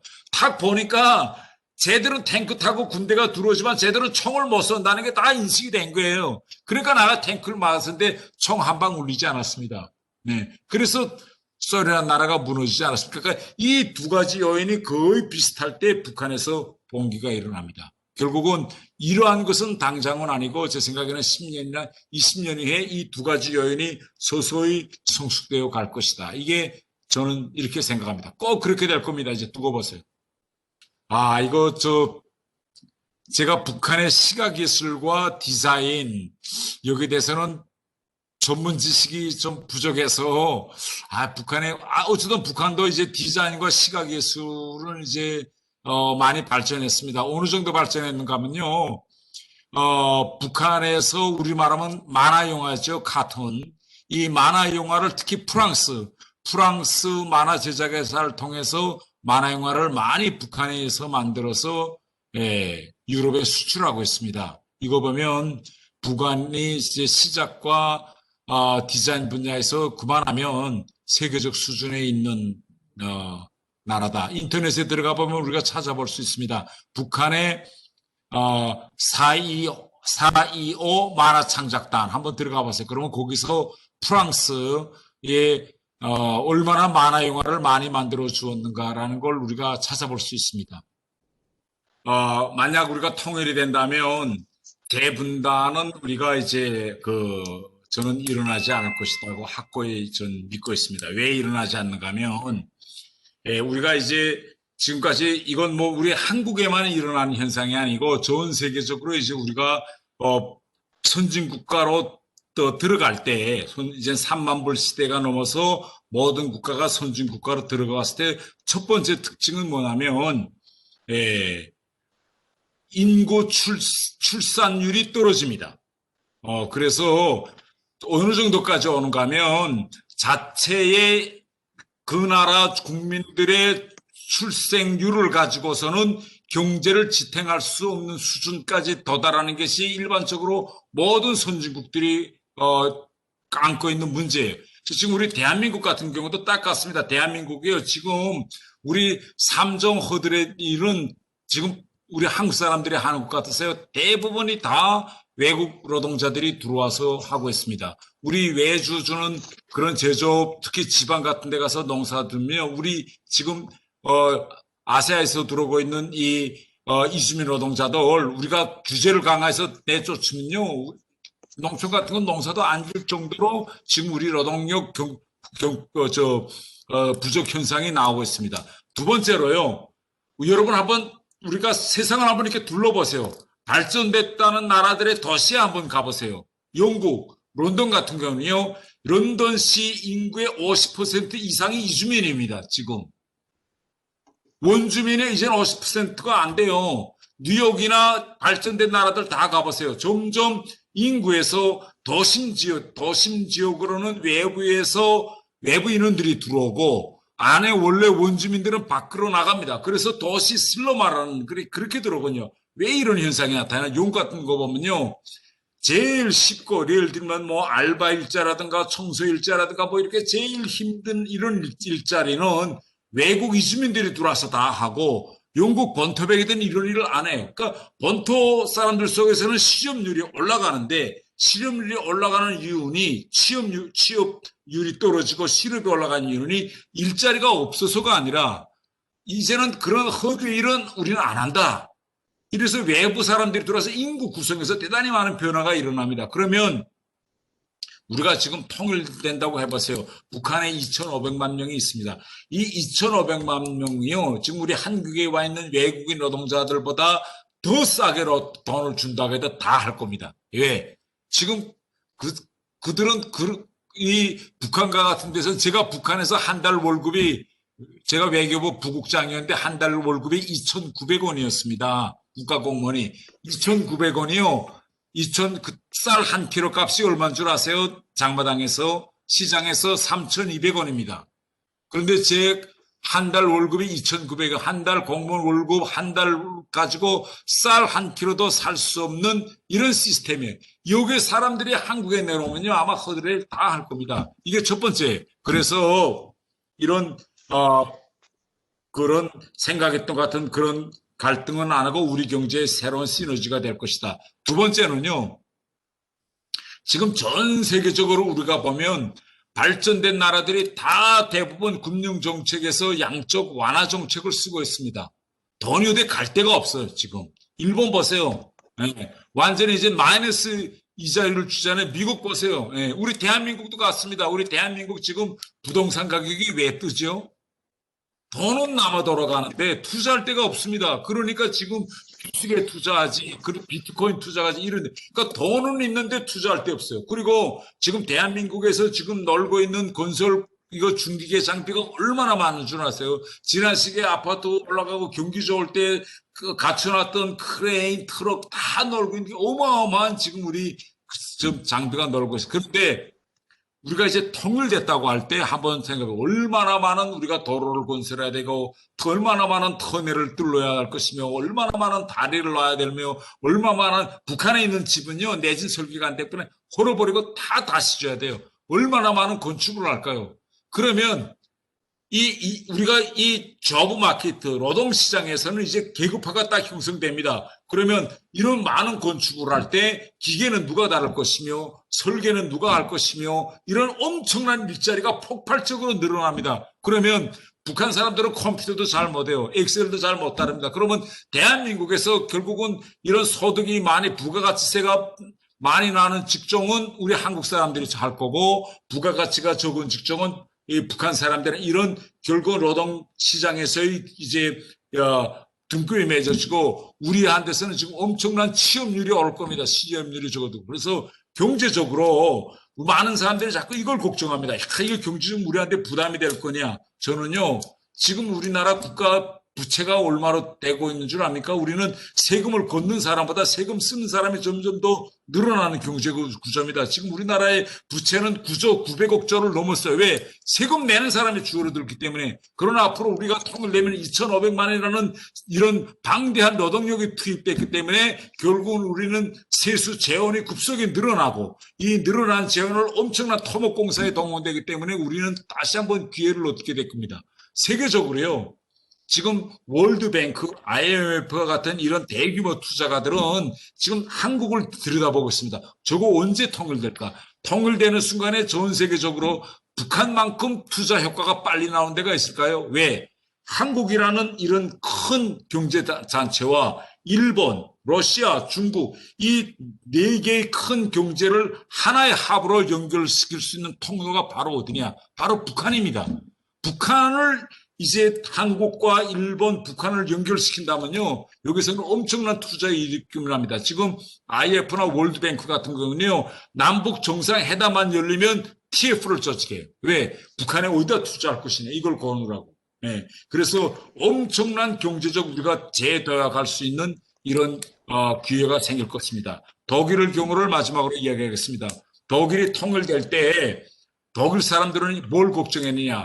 독일 경제가 10년이 걸려도 일어서지 못할 것이다. 통일 부담이 너무 커서. 물론 통일병이 많이 들어온 건 사실입니다. 그러나 통일 이후 독일은 유럽에 견줄 수 없는, 그 누구와도 견줄 수 없는 1등 경제 강국이 되었습니다. 유럽 동맹이요. EU, 유럽연합은 독일이 먹여 살립니다. 왜? 독일은 통일함으로써 서부 독일의 시장을 어느 한 순간에 하루아침 자고 깨나니까 서부 독일 시장이요. 동부 독일, 폴란드, 체스코, 헝가리하고 붙었어요. 쭉.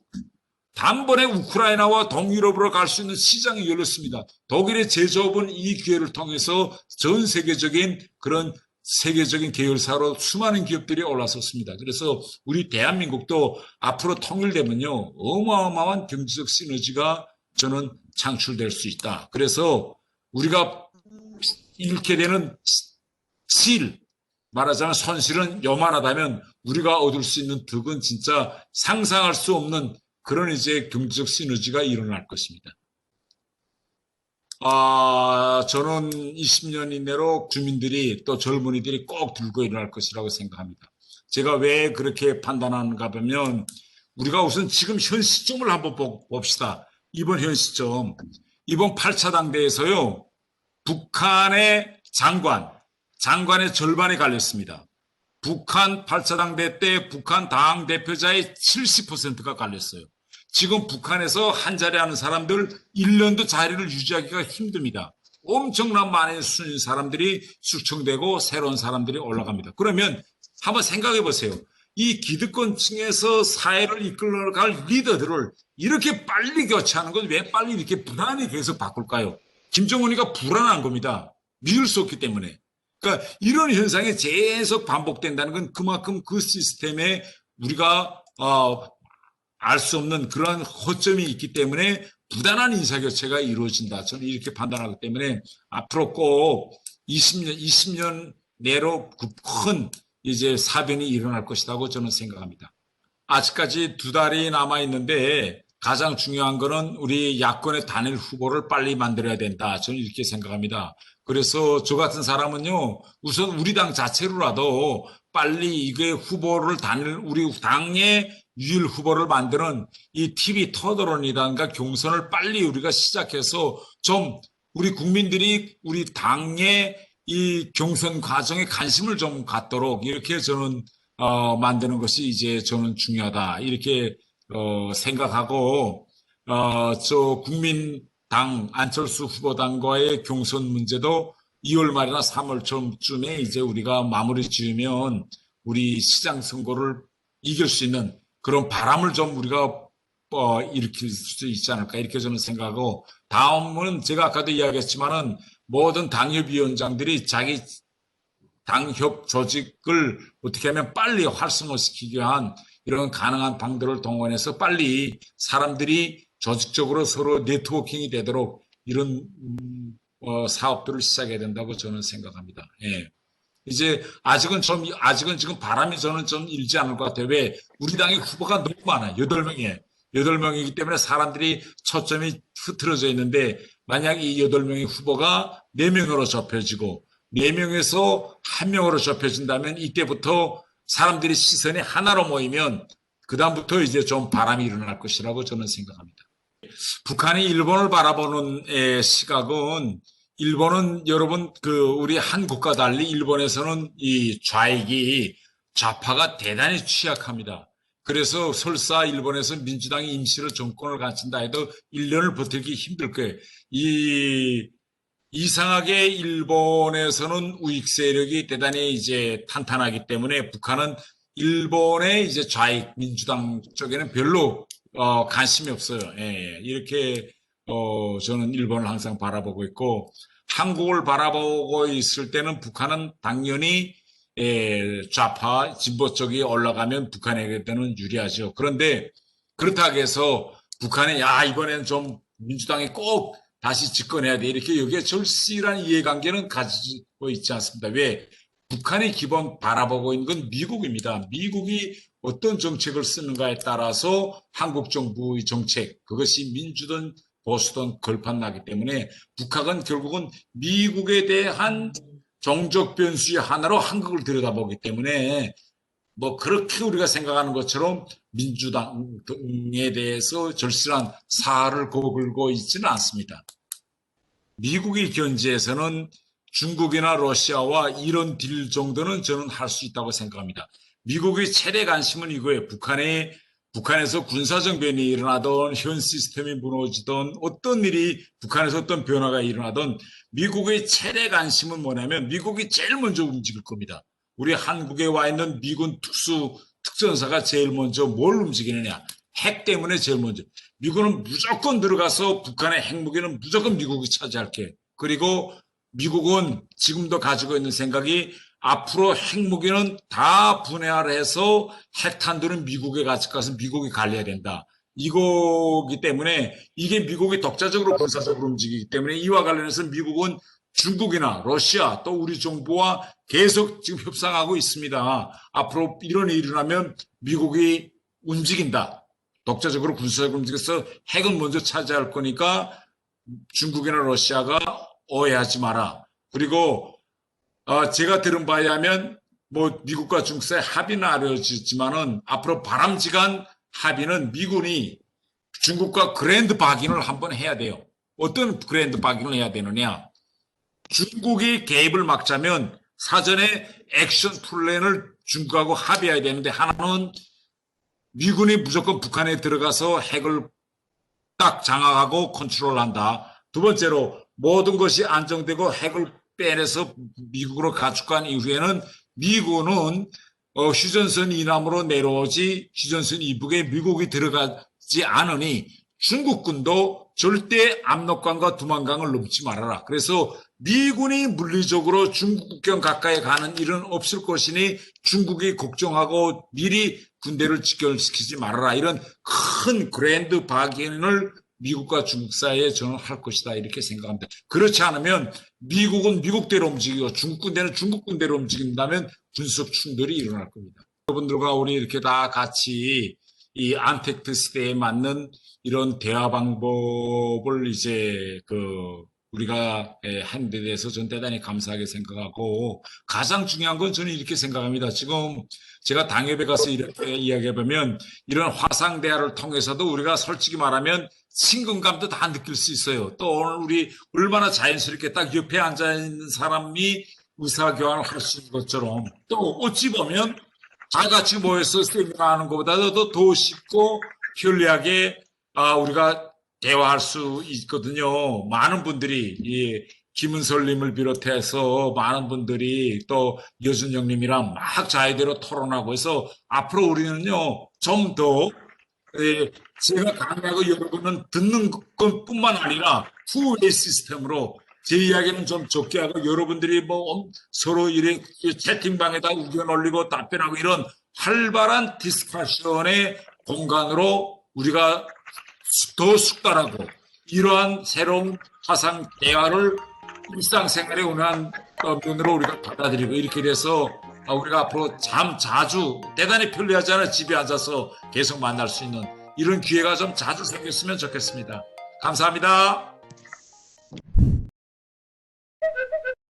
예, 저는 영국에 이제 있을 때 프리미어리그 축구는 그저 매일 이제 주간에 하는 축구 경기는 거의 다 보았습니다. 예, 손흥민 선수는 이제 그가 속한 토트넘뿐만 아니라 영국 쪽으로도 이제 영국 사람들 중에서 대단히 인기 있는 그런 선수라고 볼 수 있습니다. 예, 저는 원래 유나이티드 맨체스터 팀을 좋아했는데 최근에 그 팀의 성적이 대단히 이제 부진하더라고요. 거기에 루니랑 이제 제가 좋아하는 선수들이 있었는데 최근에 이제 오히려 뉴카슬이라든가 그다음에 리버풀, 유나이티드 시티가 올라가고 제가 원래 좋아하던 유나이티드 맨체스터는 대단히 좀 요새 좋지 않은 성적이 나와서 저도 좀 안타깝습니다.